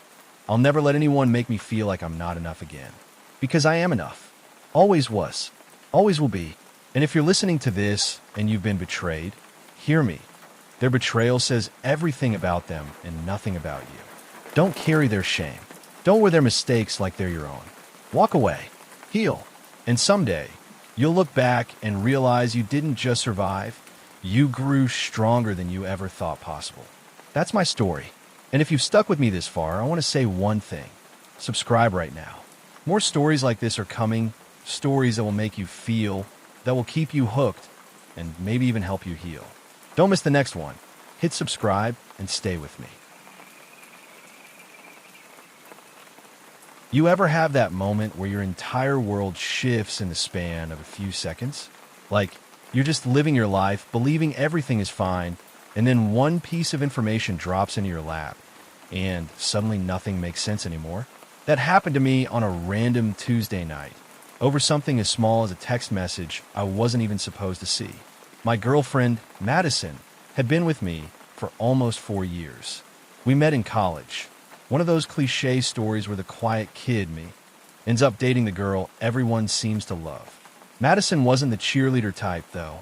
She was magnetic in a different way. She had this easy laugh that could fill an entire room, and people just gravitated toward her. Professors adored her, classmates wanted to sit with her, and I thought I'd hit the jackpot the moment she decided I was worth her time. We moved in together right after graduation. We didn't have much, just a one-bedroom apartment with secondhand furniture, a leaky faucet in the kitchen, and neighbors who argued so loudly we could hear them through the walls. But we were happy, or at least I thought we were. Madison had dreams of working in PR, while I just started an IT job that paid well enough to cover our bills. Life wasn't glamorous, but it was ours. That night, the night everything cracked, I was sitting on the couch while Madison was in the shower. Her phone buzzed on the coffee table. Normally, I never looked at her notifications. Trust was never an issue. But the preview caught my eye. I miss you already. Last night was insane fired. My stomach dropped. At first, I convinced myself it had to be a mistake. Maybe it was from a friend, joking around. Maybe it wasn't what it looked like. I picked up the phone. My hand was shaking so badly, I almost dropped it. Madison didn't have a lock on her phone, another sign of the trust one thought we had. I swiped the screen and opened the message thread. My chest tightened with every word. It wasn't one message. It was an entire conversation spanning weeks. A guy named Ethan. Late night plans. Inside jokes I'd never heard. Pictures, nothing explicit, but enough to make me feel like I'd just been punched in the gut. And then I saw it. A hotel confirmation from 2 nights ago. The night she told me she was working late. I swear, in that moment, the air was sucked out of the room. My ears were ringing. I couldn't process the words on the screen. I just sat there, phone in hand, staring at evidence that the person I trusted most had been living a double life. The water shut off in the bathroom. Panic set in. I dropped the phone back onto the table like it was a bomb about to go off and sat back on the couch. Tried to look normal, but my whole body was trembling. Madison walked out in her towel, humming to herself like nothing in the world was wrong. She smiled at me, that same smile I'd fallen in love with years ago, and said, "What should we do for dinner?" And all I could think was, how the hell do I even begin to ask her about this without my voice breaking? The night after I discovered the late night text on Emma's phone, I barely slept. Every time I closed my eyes, I saw her smiling at that screen, thumbs moving fast, cheeks lit by the glow of someone else's words. The thought of her laughing at another man's text while I sat clueless in the same house made my chest feel like it was caving in. By the time morning came, my stomach was in knots. Emma woke up before me, humming in the kitchen like nothing had happened. I sat up in bed, staring at the ceiling, rehearsing what I'd say, but nothing came out right in my head. How do you confront someone you've loved for nearly a decade without shattering everything? Still, I couldn't stay silent forever. When I walked into the kitchen, she was making coffee. She smiled at me like she always did. "Morning, babe. Want some eggs?" I looked at her, really looked. The woman I thought I knew inside and out. The freckles on her nose. The messy bun she always wore when she didn't feel like putting effort in. But all I could think was, Who is she smiling at when I'm not around? Who were you texting last night? I blurted out before I could stop myself. The way her body stiffened told me more than any answer she could have given. She froze for a split second, then turned around slowly with this fake casual look. What are you talking about? She said lightly, too lightly. I tried to keep my voice calm, even though my pulse was hammering. I woke up around midnight. You weren't in bed. You were on your phone, smiling. Who is it? She gave a little laugh, nervous, brittle. Oh my God, you're being paranoid. I was texting Sarah about the wedding plans. You know how she gets when she's stressed. I want to believe her. I really did. Sarah, her maid of honor, was always blowing up her phone about floral arrangements or table settings. But my gut told me it wasn't Sarah. So I tested her. Okay, then let me see. That's when it happened. The flicker of panic in her eyes, quick but unmistakable. She covered it up instantly with a scoff, rolling her eyes. Seriously? You don't trust me now? After everything? And just like that, she turned it back on me. I backed off in the moment, but the seed of doubt was planted deep. For the rest of the day, I couldn't focus on anything. I tried working, but my eyes kept drifting back to my phone, waiting for some notification, some sign. My hands shook when I thought about her secret. That night, when she went to shower, I did something I never thought I'd do. I went through her phone. I know, it's a violation. I hated myself while I did it. But curiosity and fear outweighed my guilt. Her phone was on the nightstand, screen down. My hands were sweating when I picked it up, praying she hadn't changed her passcode. She hadn't. When the screen lit up, my heart dropped. The first thing I saw was a notification from a contact saved under Mark, work. But Emma doesn't work with anyone named Mark. I opened the thread, and there it was. Can't stop thinking about last night. Wish I could sneak away and see you now. That dress you wore at dinner, God, I'm still losing my mind over it. Her replies were just as bad. You make me feel alive. I don't know how much longer I can hide this. I need you. I felt sick. The phone slipped in my hand, and I had to sit down before I passed out. This wasn't just harmless flirting. This wasn't just emotional cheating. This was an affair. Every word on that screen shattered the image I had of us.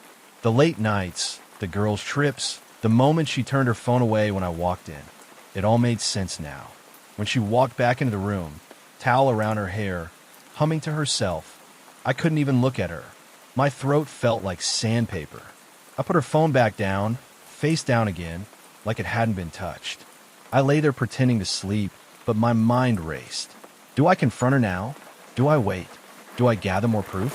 The thought of marrying her, standing up in front of family and friends, and promising forever while she was sneaking around behind my back, made bile rise in my throat.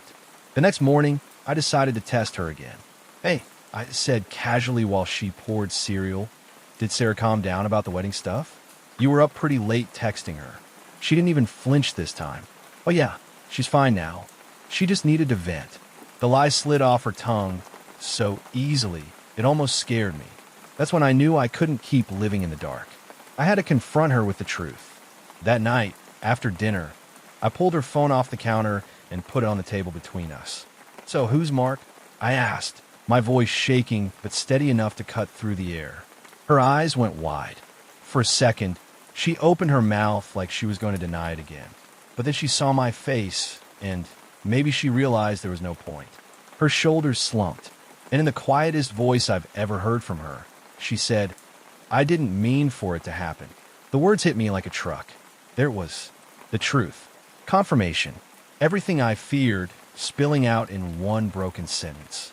My hands were gripping the table so tight they hurt. How long? I forced out. She wouldn't look at me. A few months. A few months. My voice cracked. We're supposed to be getting married in 3 weeks, Emma. And you've been with someone else for months? Tears filled her eyes.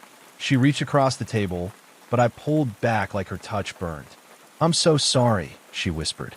I didn't mean to hurt you. I don't know, I felt like something was missing. And he made me feel wanted again. The words stabbed deeper than any knife could. Missing? I gave her everything. My time, my heart, my future, and she gave herself to someone else. I stood up, shaking, my chest heaving. Do you love him? I asked. Silence. She didn't answer. That silence was louder than any confession. I turned away because if I kept looking at her, I might break down. My entire world, the wedding, the future kids we talked about, the house we dreamed of, crumbled right there in that kitchen. I didn't know what to do. I didn't know if I could forgive her. I didn't even know if I wanted to hear her excuses. All I knew was the person I loved most had become a stranger right before my eyes. And the worst part? The part that made my skin crawl? Even after the confession, even after everything, a small part of me still wanted to believe her, still wanted to hold on to us. That's what made it so damn painful. The night after I discovered Sarah's lies, I barely slept. My mind replayed the images like a broken film reel. Her phone lighting up with his name, the way she flushed when she realized I had seen, and the icy silence that followed after I demanded answers. Morning sunlight crept into the room, but instead of feeling warm, it burned against my skin. I sat at the kitchen table with my hands pressed hard against my temples. My coffee went cold. Across the table, Sarah pretended to scroll on her phone as if nothing had happened, though her every gesture was stiff, unnatural, calculated. "You didn't sleep either," I said flatly, breaking the silence. She flinched, eyes flicking up to me, and then she shrugged. "Neither did you." We stared at each other for a long time. A war was brewing, silent but undeniable. The confrontation. "Who is he?" I finally asked. My voice was low, steady, but beneath it, I felt like a live wire sparking uncontrollably. Sarah's lips parted, then closed. She set her phone down, folded her arms, and leaned back. "Just a friend. I already told you that." I laughed bitterly. "A friend who texts you at midnight, asking if you're alone? A friend who sends you heart emojis?" Her face reddened. "You went through my phone, didn't you? That's what you're upset about." I snapped. "Not the fact that you're clearly hiding something. No, you're more upset that I caught you." The room grew heavy with silence again, but this time it wasn't passive. It was filled with tension, so sharp I could almost hear it. Sarah chewed her lip, her eyes darting away like a guilty child caught stealing candy. Finally, she muttered, "It's not what you think." I slammed my hand against the table. "Then what the hell is it, Sarah?" The admission. She jumped at the noise, her mask cracking. Tears welled in her eyes, but I didn't move. I didn't comfort her. I couldn't. "It started months ago," she whispered, "before you noticed anything. At first, it wasn't serious. Just talking. Compliments. It felt nice to have someone notice me again. You've been so focused on work, on bills, on everything else."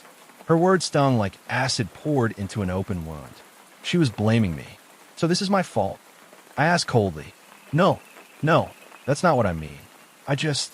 She rubbed her face with both hands. "I didn't plan for it to go anywhere. But then it did. It made me feel alive, I guess. Like the woman I used to be before everything became so routine." I couldn't breathe. My stomach twisted until I thought I'd be sick. She had just admitted it. Not directly, but enough. She had crossed the line.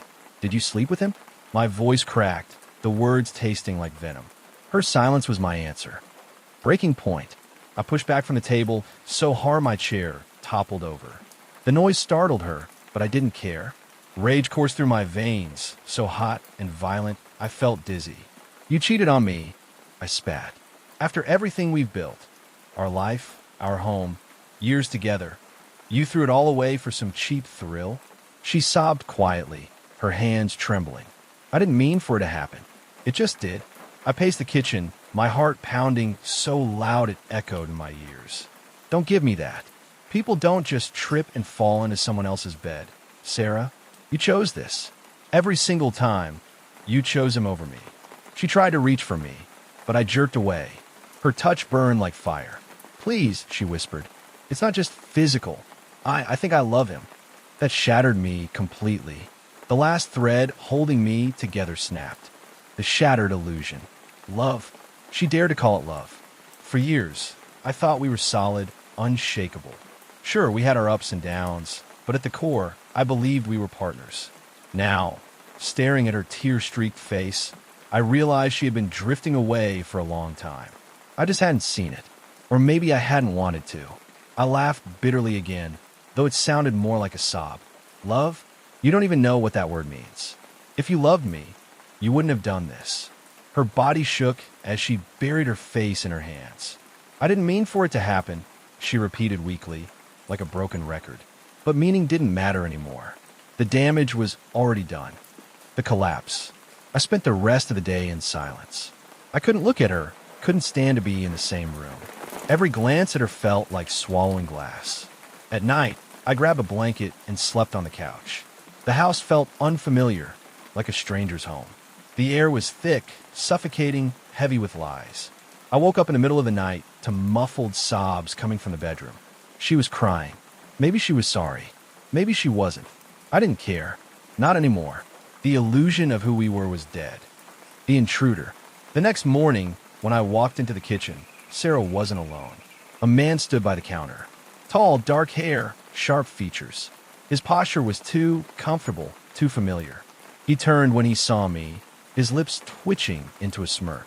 "Morning," he said casually, like he belonged there. I froze, disbelief flooding me. "Who the hell are you?" Sarah rushed in, panic on her face. "Wait, please, it's not what you think." But it was exactly what I thought. This was him, the man who had been texting her, the man she admitted to loving. The intruder in my life, standing in MY kitchen. "Get out," I snarled, fist clenched. But he didn't move. Instead, he glanced at Sarah, then back at me, with a smug expression that made my blood boil. "You must be the boyfriend," he said, his voice dripping with condescension. "She's told me all about you." The explosion. Something inside me snapped. I lunged forward, grabbing him by the collar, slamming him against the wall so hard the pictures rattled. My vision blurred with rage. "You come into MY house after screwing MY girlfriend? You got a death wish."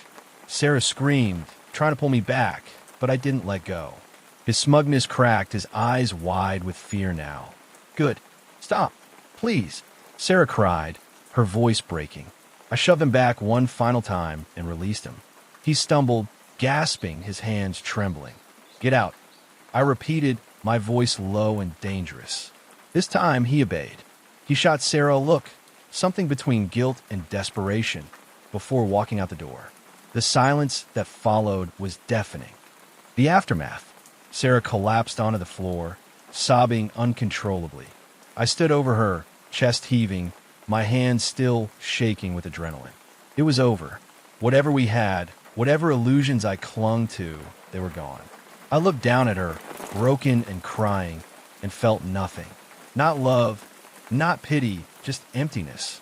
Finally, I whispered, "We're done." And for the first time in years, I walked away from her, leaving the shattered pieces of our life behind. If you've ever had that kind of week where every single day feels heavier than the one before, like you're dragging yourself through mud that only gets thicker, then you'll understand exactly where my head was at. After the confrontation with Lisa, after finding those texts, after the lies came crashing down, I thought the worst was behind me. I thought it was a matter of picking up the broken pieces and figuring out what to do next. But no, the thing about betrayal is it doesn't end the moment you catch it. It has aftershocks, and those aftershocks can feel even more brutal than the original earthquake. The morning after the storm. I woke up the next morning on my friend Mark's couch with my phone buzzing nonstop. I hadn't even realized I'd fallen asleep, but there it was, daylight peeking through his blinds, my head pounding like I'd downed a bottle of whiskey the night before. Except I hadn't been drunk. I'd been crying. The buzzing didn't stop, and when I finally forced myself to check it, I saw her name. Over and over. "Lisa, please can we talk? I didn't mean for you to find out like that. You don't understand. It's not what you think. Can I come over? Please pick up. I'm losing my mind right now. And then, I love you. Please don't throw us away like this." That last message hit me in a way I wasn't prepared for. Because I still loved her. God help me. After everything, a part of me still loved her. That's what makes cheating such a cruel weapon. It makes the victim question themselves. How could I still love someone who hurt me like this? How weak did that make me? I put the phone face down and just sat there, breathing, trying not to give in to that urge to respond. Mark came out of his bedroom around then, hair a mess, scratching his head. He took one look at me and didn't bother with small talk. "You're not going back to her, are you?" he asked. The way he said it, serious, direct, no sugarcoating, made me defensive. I don't know what I'm doing, I muttered. Dude, she slept with someone else. Not once, not twice. Multiple times. You saw the texts. I know, my voice cracked a little. But it's not that simple. We were building a life together. I can't just. You can, he cut me off. You just don't want to. That stung because it was true. The gaslighting begins. Later that afternoon, against every bit of advice I've been given, I agreed to meet Lisa. Not at my place, not at hers, but at a little cafe downtown. Neutral ground. When she walked in, she looked wrecked. Eyes puffy, makeup smudged, hair thrown into a messy bun like she hadn't slept all night. I almost didn't recognize her, and for a split second, I felt pity. She sat down across from me, clutching her coffee like it was a lifeline. Thank you for coming. I didn't say anything, just waited. I need you to know, she began, her voice shaking, that I never meant to hurt you. It wasn't about you. It was about me. I've been lost, empty, and when he came along, I slammed my hand on the table, hard enough that a few people turned to stare. Don't you dare try to make this about your emptiness. You cheated. You lied. You looked me in the eye every single day while sneaking around behind my back. She flinched but didn't back down. You don't understand what it's like to feel invisible in your own relationship. You've been so focused on work, on your friends, on everything else. There it was, the gaslighting. She was trying to flip it to make me believe her betrayal was somehow my fault. Lisa, I said, forcing my voice to stay calm. If you are unhappy, you talk. You communicate. You don't go behind my back and crawl into someone else's bed. That's not a solution. That's a choice.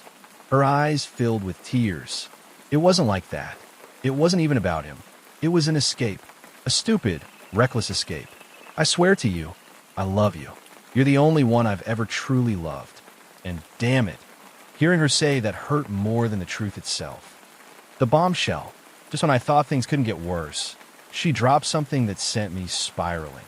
I ended it with him, she said suddenly. It's over. It was over even before you found out. I couldn't keep doing it. I couldn't keep betraying you. I wanted to believe her. But before I could process it, she added, and I think I might be pregnant. The world stopped. Completely stopped. My ears rang. My chest tightened. My stomach dropped like I'd been shoved off a cliff. Pregnant, I repeated, barely above a whisper. She nodded, tears spilling down her cheeks. I haven't taken a test yet, but I'm late. And I don't know if it's yours or his. That was it. That was the dagger in the heart. Everything else, the lies, the betrayal, the excuses, I could almost compartmentalize. But this, the idea that she might be carrying his child instead of mine, that was a whole new level of pain I didn't even know existed. I stood up, knocking my chair back. People were staring again, but I didn't care. I can't do this, I said, my voice shaking. I can't sit here and listen to any more of this. You destroyed us, Lisa. You. Not me, not my job, not my friends. You. She reached for me, but I pulled away like her touch would burn me alive. And then I walked out. The spiral. The next few weeks were hell. Absolute hell. I didn't eat much. Didn't sleep much either. Every time I closed my eyes, I imagine her with him. Her laughing at his jokes. Her kissing him the way she used to kiss me. Her in his bed, saying the same thing she said to me. And then there was the pregnancy. She texted me one night, saying she'd taken the test. Positive, but she wouldn't tell me whose it was. I don't know yet, she wrote. I'm going to get a paternity test when I can. But I hope it's yours. I want it to be yours. I stared at that message for a long time. Hope. She hoped it was mine, but all I felt was dread. The decision. I knew then I had a choice to make. Stay in this purgatory of uncertainty, letting her drag me down into the chaos she created, or cut ties completely and save myself. It wasn't easy. My heart begged me to forgive her, to believe her promises that she'd change, that she'd never betray me again. But my gut, the part of me that still had an ounce of self-respect, screamed louder. So one night, I wrote her a message. A final one. Lisa, I can't do this anymore. I love you. But love isn't supposed to feel like torture. What you did broke me in ways I don't think I'll ever recover from. If the baby turns out to be mine, I'll step up, and take responsibility. But as for us, we're done. For good. Don't contact me again unless it's about the baby. And then I blocked her. The aftermath. Was it the right choice? I don't know. Part of me still aches when I think about her. Still wonders if things could have been different. Still replays every happy memory like an old movie I can't stop watching. But another part of me, the part that's finally starting to breathe again, knows I did what I had to do. Because sometimes the bravest thing you can do isn't fighting for love. Sometimes it's walking away from it. And that's where I am now, in a messy, confusing, painful middle. Trying to move on, trying to heal, trying to figure out who I am without her. But one thing's for sure, I'll never let myself be blindsided like that again. I always thought heartbreak was a single moment, like a clean breaking glass.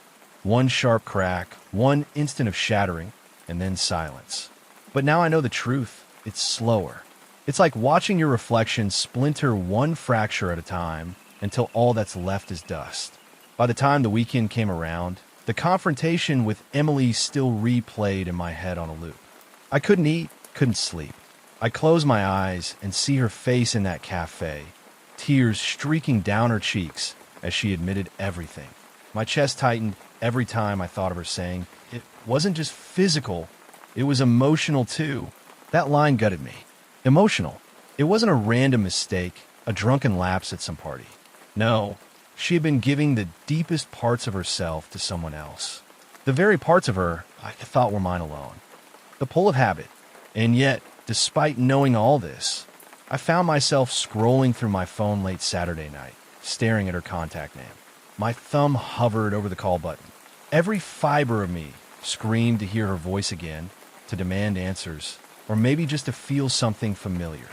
That's the sickest part about betrayal. Your brain knows you should run, but your heart still craves the very person who destroyed you. I didn't call.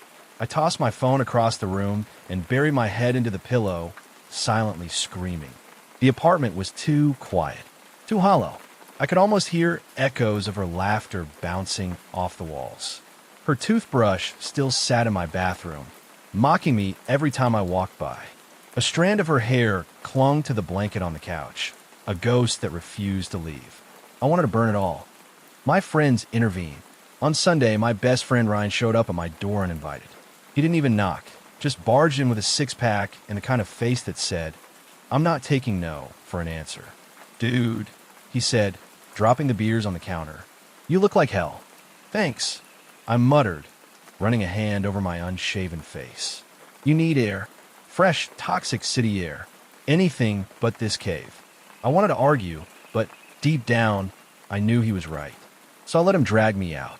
We walked downtown, past restaurants where Emily and I used to eat, past stores where she dragged me into endless shopping trips. Every corner was haunted. Ryan noticed the way I flinched. "Look, I know it sucks, man, but you can't let her own this city too. She doesn't get to take that from you." I wanted to believe him, but everywhere I looked, it felt like Emily's fingerprints lingered. The message. That night, just when I thought I could finally distract myself, my phone buzzed. It was her. "Emily, can we talk? Please. Just one more time." My chest clenched. I stared at the screen, paralyzed.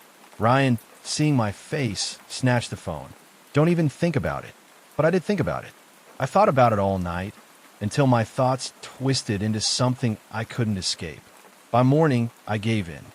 The final meeting. We agreed to meet at the riverfront. Neutral territory, a place where if things went south, I could walk away without memories clawing at me. When I got there, Emily was already waiting. Her hair was tied back, her eyes swollen from crying. She looked smaller somehow, like the weight of her choices had crushed her. "Thank you for coming," she said softly. I shoved my hands into my jacket pockets. "Say what you need to say." Her lips trembled. "I know I don't deserve forgiveness. I know I broke everything we had. But I need you to understand why." I almost laughed. "Understand? You want me to understand why you ripped my heart out?" Her voice cracked. I felt invisible. "You were always so busy, so focused on everything else. And then he came along and he made me feel seen." Those words stabbed deeper than any knife. Invisible. I thought I had been giving her everything, but apparently it wasn't enough. So what? I snapped. Instead of telling me, you just ran into his arms? Tears streamed down her face. I was weak. I was stupid. And the second I realized what I was doing, it was already too late. For a moment, silence hung heavy between us, broken only by the sound of the water rushing below the bridge. Then I said the words that sealed everything. I can't be your second choice, Emily. Not now. Not ever. Her knees buckled as if the sentence physically hit her. She covered her face, sobbing, but I didn't move to comfort her. Not this time. I turned and walked away, every step heavier than the last, but also, strangely, lighter. Picking up the pieces. The days that followed were brutal. Grief hit in waves, crashing over me when I least expected it. One moment, I'd be fine, almost normal, and the next I'd break down just from seeing a random couple holding hands on the street. But slowly I started to rebuild. I threw out her toothbrush, donated the clothes she'd left behind, deleted the photos from my phone, even though my thumb lingered too long on each one before I pressed delete. Ryan kept me grounded. My sister checked in daily. Bit by bit, I realized I wasn't alone. And then, something unexpected happened. Closure. Weeks later, I bumped into Emily again. This time, in a grocery store. She looked at me like I was a ghost. We didn't speak for long, just a polite exchange of hi and take care. But as I walked away, I felt something shift. The weight wasn't as crushing anymore. The wound was still there, but it scarred over enough that I could breathe. I realized then that closure doesn't come from the other person. It comes from within, when you finally accept that you deserve better than being broken. And for the first time in months, I believed it. Final reflection. People always say time heals everything. That's a lie. Time doesn't heal. It just gives you space to heal yourself. Emily will always be a chapter in my life, one filled with love, betrayal, and lessons carved into my bones. But she won't be the ending, because endings are choices, and I've chosen mine. I'm walking forward. If you felt hooked by this story and want more raw, emotional journeys like this, cheating, heartbreak, and powerful breakups that keep you listening until the very end, then hit that subscribe button right now. Don't miss the next story that might just feel a little too close to your own. You ever have that gut punch moment where everything you thought you knew about your life, your relationship, just flips? That's exactly where my story begins. I can still remember the way my chest tightened the night I realized something was horribly off with my girlfriend, Hannah, and the worst part, I didn't even want to believe it at first. My brain kept telling me, no way, she loves you, she wouldn't do that. But my heart, my instincts, they wouldn't shut up. We'd been together for almost 3 years. 3 years of living together, building routines, building dreams. We weren't married yet, but we talked about it constantly. What kind of wedding we wanted, what city we might move to, whether we'd want kids. All of it. To the outside world. And honestly, me too, we were solid. She was my person, the one I thought I'd grow old with. But looking back, the signs were there. Small cracks in the glass I ignored because I didn't want to face the truth. Like how she started spending more time working late. Or how her phone became practically glued to her hand. Or the way she seemed distracted even when we were doing our favorite things together. At first, I chalked it up to stress. Everyone gets stressed, right? But the night everything started unraveling, it wasn't some dramatic movie moment. It was quiet, almost casual. She was in the shower, and her phone buzzed on the nightstand. Normally, I wouldn't even glance at it. We had trust, or so I thought. But something inside me told me to look. Just one look. Just to quiet the storm of suspicion that had been building in my head. The screen lit up. A text from someone saved under Eric, work. My stomach dropped before I even opened it. Because no one texts at 11:47 p.m. about spreadsheets. The message read, "Last night was amazing. I can't stop thinking about you."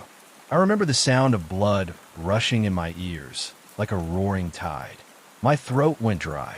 My hands started shaking. My brain immediately started bargaining. Maybe it's a joke. Maybe he means dinner. Maybe it's not what it looks like. But my gut knew. My gut had known for weeks.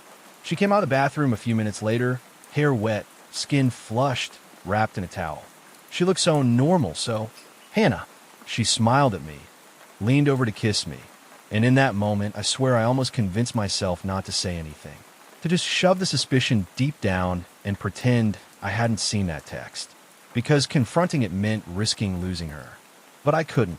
Not after that message. "Who's Eric?" I asked. My voice came out steadier than I felt. Her smile faltered for just a split second, a micro-expression like a crack in her mask. If I hadn't been watching so closely, I might have missed it, but I saw it. That flicker of panic. "He's just a guy from work," she said, too casually, pulling on pajamas. "Why?" I held up her phone. "Because he just texted you about how amazing last night was." The room went so still I could hear the ticking of the clock on the wall. She froze, halfway through pulling her shirt over her head. Her face went pale. "Babe, it's not what you think," she started, but the words felt rehearsed, like she'd been preparing for this. And that's when my world started to really fracture. Because part of me wanted so badly to believe her, to let her talk her way out of it, to accept whatever excuse she was about to spin. But another part of me, the part that had seen a message with my own eyes, was screaming, "She's lying. She's been lying." I didn't yell. I didn't throw things. I just sat there on the edge of the bed, staring at her, waiting. She finally sat down too, her hands twisting nervously in her lap. "I made a mistake," she whispered. And there it was. The confirmation. My chest felt like it had been hollowed out, like someone scooped everything out of me with an ice-cold spoon. "How long?" I asked. My voice cracked. She didn't answer right away. That silence, that hesitation, was worse than any word she could have said. Finally, she whispered, "A few months." A few months. That meant while we'd gone on our weekend trip to the lake. While she'd cuddled up to me on the couch, telling me she loved me.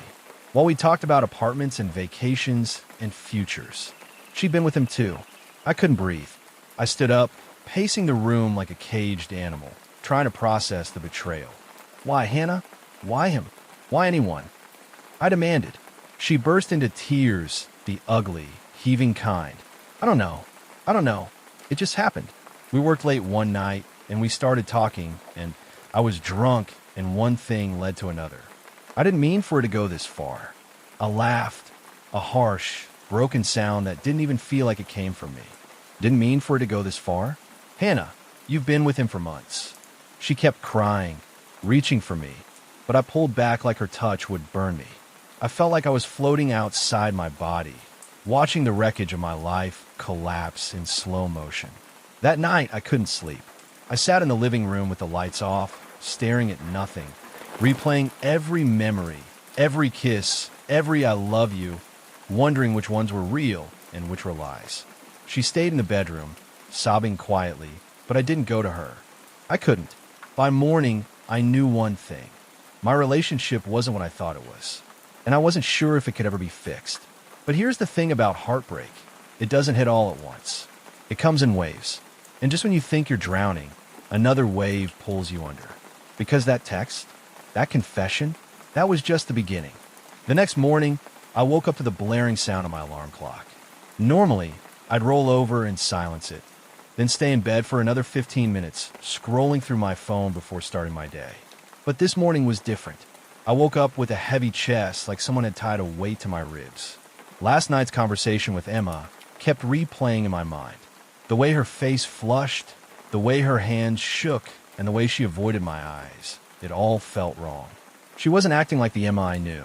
My Emma was confident, funny, a little sarcastic at times, but never this nervous wreck I saw sitting across from me. I sat up in bed, rubbing my eyes, staring at the ceiling fan spinning slowly above me. A sickening thought crawled into my brain. What if she really was hiding something? I pushed it aside quickly, telling myself I was being paranoid. Still, the unease sat there in my chest like a splinter I couldn't ignore. At work, I tried focusing on spreadsheets and emails, but I couldn't stop thinking about Emma. At lunch, I caught myself staring blankly at my sandwich, my coworker Mark waving a hand in front of my face. "Yo, Earth to Jason," he said. "You good, man?" "Yeah." I lied quickly, forcing a laugh. "Just didn't sleep much." "You gotta get out more, man. Work, home, work, home. You'll go nuts. Let's hit the bar Friday night. Bring Emma." Normally, I'd say yes without hesitation. But today, the thought of sitting across from Emma in public, pretending everything was fine, made my stomach twist. Yeah, maybe I mumbled.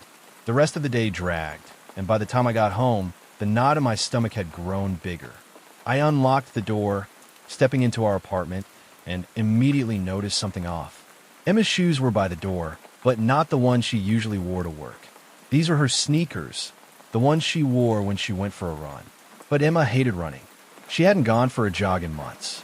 "Emma," I called out, my voice echoing through the apartment. No answer. I walked into the living room, spotting her jacket tossed carelessly on the couch, her phone charger plugged into the wall. But no Emma. I frowned, walking toward the bedroom. The door was half open, and I pushed it gently, peering inside. The bed was made, something she almost never did in the morning. On her nightstand, her phone sat face down, charging.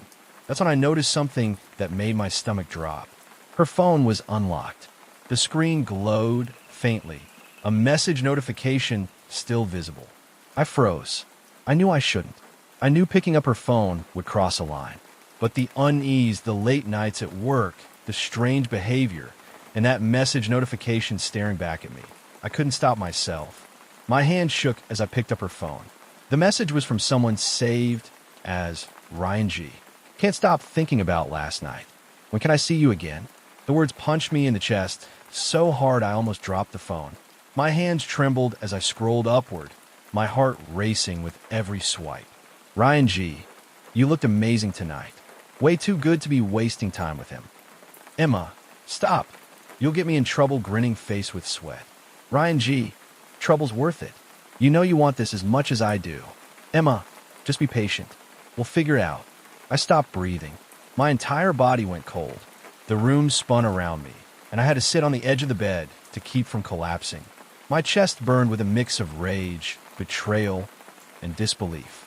Emma, the woman I had loved, trusted, and built my life around, was sneaking around with some guy named Ryan. I scrolled further up, reading messages filled with late night, "I miss you" texts, flirty jokes, and worse plans. "Ryan G, next weekend? Same hotel." "Emma, Jason said he's working late. It'll be perfect." My blood boiled. I clenched the phone so hard I thought I'd snap it in half. Hotel. While I was sitting at my desk working overtime, she was in a hotel room with him. A wave of nausea hit me, and I had to stand, pacing back and forth in the bedroom, my breath coming in short, sharp gasps. The sound of the front door opening snapped me back. "Jason, you home?" Emma's voice called out, cheerful, like she hadn't just shattered my world. I quickly set her phone back down on the nightstand, face down like I found it. My heart pounded so loud, I thought she'd hear it from the hallway. "Yeah," I called back, forcing my voice to sound steady. She walked in, holding a grocery bag. Her hair was slightly damp, cheeks flushed like she'd just showered or been somewhere else. "There you are," she said with a smile, leaning in to kiss me. I turned my head just slightly, letting her lips brush my cheek instead. She frowned, pulling back. "What's wrong?" I wanted to scream. I wanted to hold up her phone, shove the messages in her face, demand answers, demand to know how she could do this to me. But instead, I forced a smile. Nothing. Just tired. Her eyes lingered on me for a moment before she nodded slowly. "Okay," she said softly, heading into the kitchen. I stood there, fists clenched, the taste of bile rising in my throat. Inside, a storm raged. Part of me wanted to confront her right then and there, end it all in one explosive fight. But another part of me, cold, calculating, wanted proof. If I exploded now, she'd deny it, spin it, make me question myself. No, I needed undeniable proof. And when I got it, I'd make sure Emma would regret every second she thought she could play me for a fool. That night, lying beside her in bed, listening to her steady breathing as she slept peacefully, I stared at the ceiling, eyes burning. I wasn't the same Jason I was yesterday, and Emma had no idea the storm she had just unleashed. The night after I walked out of that apartment still lingers in my head like a bad movie stuck on repeat. My chest felt hollow, my mind was on fire, and yet my body just went on autopilot. I don't even remember the drive back to my place.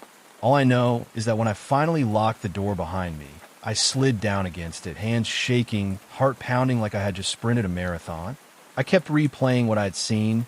My girlfriend tangled in sheets with her, just a friend. Her lies still echoed in my ears like a poison I couldn't spit out. The way she looked shocked, caught off guard, then guilty, it was all too much. And as much as I wanted to scream, cry, or smash something, I just sat there, silent, numb. But numbness doesn't last. Pain always finds a way back. That night, I couldn't sleep. My apartment felt too quiet, too empty, but my brain was loud. Every little detail about the last 2 years replayed in a cruel slideshow. Every "I love you" she had whispered. Every time she brushed my hair out of my eyes. Every time we laughed so hard our stomachs hurt. It all felt fake now. Like I'd been living in some fake movie set where she was the star, and I was just an idiot playing along. By the time the sun rose, I hadn't closed my eyes once. And in that restless storm of thoughts, one realization hit me like a truck. I couldn't just walk away quietly. She had taken so much from me. My time, my trust, my love, and I wasn't going to let her bury this without consequences. The breakdown. The days after that were brutal. I didn't feel like eating. I didn't feel like talking to anyone. Work became impossible because I couldn't focus for more than 5 minutes. Even music felt wrong. Every song reminded me of her. But here's the messed up part. I still missed her. I still wanted to call her, to wake up and find out this was just a nightmare. Love doesn't disappear overnight. Even when it's poisoned, your body craves it like an addiction. One night I caved. I found myself scrolling through old photos of us. The way she smiled at me in the picture we took on our first trip. The way her hand clung to mine in every selfie. I stared at those moments, wondering if she was already lying back then. That thought crushed me. I grabbed my pillow, screamed into it until my throat hurt, and then threw it across the room. Rage, grief, exhaustion, they all collided. I ended up collapsing on the floor, tears soaking into the carpet. I felt pathetic, weak, but in that lowest point, I made a promise to myself. This wasn't going to define me. She wasn't going to be the villain of my story forever. The temptation of revenge. I'll admit something dark. I wanted revenge. For weeks, I fantasized about ways to expose her. Posting screenshots of her texts, blasting her lies to her family, telling every one of our mutual friends what she did. And the worst part? I had the ammo. I had proof. But deep down, I knew if I stooped that low, she'd still control me. I'd still be dancing to her song, letting her consume my energy. So instead, I channeled that fury differently. I hit the gym harder than ever. I started journaling every night. I even picked up boxing lessons, something I'd always wanted to do, but never had the motivation for. Every punch on the bag felt like I was breaking chains she had put on me. Every bead of sweat reminded me that my body was mine, my life was mine, and I wasn't going to let her ruin the rest of it. The unwanted encounter. But healing isn't a straight line. One Saturday afternoon, I went to grab coffee in my favorite spot downtown. Guess who walked in? Her. She froze when she saw me. I froze too, but for different reasons. She looked the same, beautiful, familiar, like home. But home is where you feel safe, and she was anything but that now. Can we talk? She asked softly, almost like she expected me to still say yes. I shook my head. There's nothing left to say. Her eyes welled up. I made the biggest mistake of my life. I didn't flinch. Good. Then live with it. And I walked out, coffee untouched, heart pounding but head high. The turning point. That night, for the first time in weeks, I slept peacefully. Not because I had closure, but because I had taken control. I had looked the person who broke me in the eye and walked away without letting her pull me back in. It was in that moment I realized healing isn't about forgetting. It's about choosing yourself over the pain someone else caused. The day after I found the damning text messages, my world felt like it was moving in slow motion. I'd barely slept. My head pounded from exhaustion, and my chest ached in that hollow, sinking way heartbreak always seems to bring. But I wasn't ready to confront Emily just yet. I needed clarity. Proof. Something that would hold up if she tried to gaslight me into thinking I was imagining things. So, I spent that morning sitting at the dining table, staring at my phone, scrolling endlessly through the same screenshots I had taken the night before. My heart would lurch every time my eyes passed over her words. I can't wait to see you again. Last night was amazing. Don't worry, he won't find out. It was undeniable. But part of me, the stupid, hopeful part, wondered if I had somehow misunderstood. Maybe it was all innocent. Maybe last night referred to something else. Maybe she was talking about a friend, not a lover. That little voice in my head kept pleading for me to give her the benefit of the doubt. But the rational part of me, the part that remembered how distant she'd been, how cold our nights had grown, knew better. I decided to dig deeper. I'm not proud of what I did next, but when betrayal eats at you, when your gut screams that your life is a lie, you stop caring about morals and privacy. I found a second phone charger in her purse when she left for work, a type of charger we didn't even use at home. That alone made my stomach churn. Then I checked her shared laptop and managed to recover a few deleted emails from her account. There they were, long, flirtatious threads with a guy named Daniel. Some of them went back months. They'd been meeting in hotels, coffee shops, even once in the middle of the day at a park just 2 streets away from our apartment. And all the while, she'd come home to me, smiling as if nothing was wrong. I don't know how long I sat there staring at those emails. Maybe minutes, maybe hours.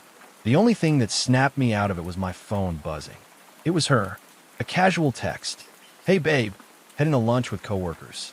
What do you want for dinner tonight? That text made me want to laugh and scream at the same time. Dinner? Really? While she was out there sneaking around with Daniel, she wanted to know if I preferred pasta or takeout. But instead of blowing up, I replied calmly, whatever you want. I trust you. It was probably the most bitter text I'd ever sent.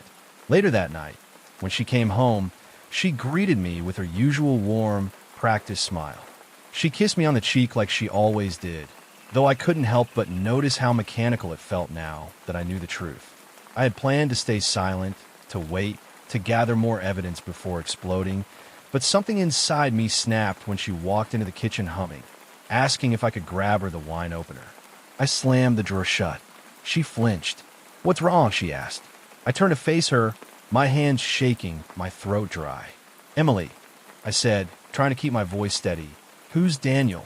Her entire face drained of color. For the first time in our relationship, she looked like a deer caught in headlights. What? She stammered. Boo, don't do that, I snapped. My voice rose without my permission. Don't act like you don't know. I saw the emails, the texts, the hotel reservations. Who the hell is Daniel? Silence. The kind of silence that feels heavier than words. She opened her mouth, closed it again, looked down at the floor, and for a second I thought she was going to deny everything. But then she whispered, almost too softly to hear, I'm sorry. I felt like the floor gave out from under me. That's it? You're sorry? I shouted, my voice cracking. Do you have any idea what you've done? Do you even care what this is doing to me? Tears welled in her eyes, but I couldn't tell if they were from guilt or fear of being caught. It wasn't supposed to happen, she said quickly. I didn't mean for it to go this far. He listened to me. He made me feel alive again. I didn't think. You didn't think. I cut her off. You didn't think about me? About us? About the years I've put into this relationship? While I was sitting at home waiting for you, you were out screwing him in hotels, Emily. Hotels. And then coming back here like nothing happened. Her tears spilled over then. She covered her face with her hands. I hate myself for it. I really do. I never wanted to hurt you. The rage inside me boiled over. You never wanted to hurt me? Are you kidding me? Every time you texted him, every time you lied to my face, you were choosing to hurt me. Don't stand there and tell me it was an accident. You made a choice over and over again. She sobbed harder, sinking into a chair. I stood there shaking, my chest heaving like I had run a marathon. I wanted to throw something, to break something, but instead I grabbed the chair opposite her and sat down. Why him? I asked, my voice quieter now, though still sharp. Why Daniel? She hesitated. Then she whispered, because he made me feel wanted, desired. You've been distant too. Always tired, always distracted. I felt invisible. And then he came along and that was it. That was her excuse. That I wasn't enough. I leaned forward, my voice icy. So, because I was tired from working my ass off to support us, you decided to crawl into someone else's bed? That's your justification. She didn't answer. She just cried. The silence stretched again, filled only by her soft sobs and my ragged breathing. Finally, I stood. You know what, Emily? I don't even care about your excuses anymore. You destroyed us. You took everything we built and threw it away for some cheap fling. I can't even look at you right now. Her head snapped up, eyes wide with panic. Please don't say that. We can fix this. We can go to therapy. We can work on it. I shook my head. No, you can't fix betrayal. You can't erase the images burned into my mind. You can't take back all the nights you chose him over me. I'm done. And with that, I walked into our bedroom, grabbed a suitcase, and started packing. She followed me, crying, begging, trying to grab my hands. But I shoved her away. I was beyond listening. I was beyond saving what we had. By the time I zipped up my bag and walked out the door, her sobs echoed through the apartment like a ghost. But I didn't turn back. Not this time. The morning after my confrontation with Rachel was unlike any morning I had experienced before. I had woken up feeling like the ground beneath me was still shaking, even though everything around me looked perfectly still. My body was heavy, my chest tight, and my mind replayed every single word she had said the night before. Her confession still echoed in my head. The way she admitted that the affair hadn't been a mistake, that she had wanted it, chosen it, kept it alive for months. It gnawed at me. And then her insistence that she still loved me? That contradiction had burrowed deep into my chest like a splinter I couldn't pull out. I sat at the kitchen table, staring blankly at the steam rising from my coffee, though I hadn't taken a sip. My appetite had vanished days ago, and food felt like a foreign concept. What was hunger compared to heartbreak? Around mid-morning, Rachel came downstairs. Her face was pale, her eyes red from crying, but she had that determined look on her face again. The one she had when she wanted to convince me to stay, to talk, to consider giving her another chance. "Can we talk?" she asked softly, her voice trembling, though I could sense that hint of resolve underneath. I didn't look at her. Instead, I swirled my coffee slowly in its cup. "What's left to talk about?" I muttered. She pulled out a chair and sat down across from me, her hands twisting together nervously. "Everything.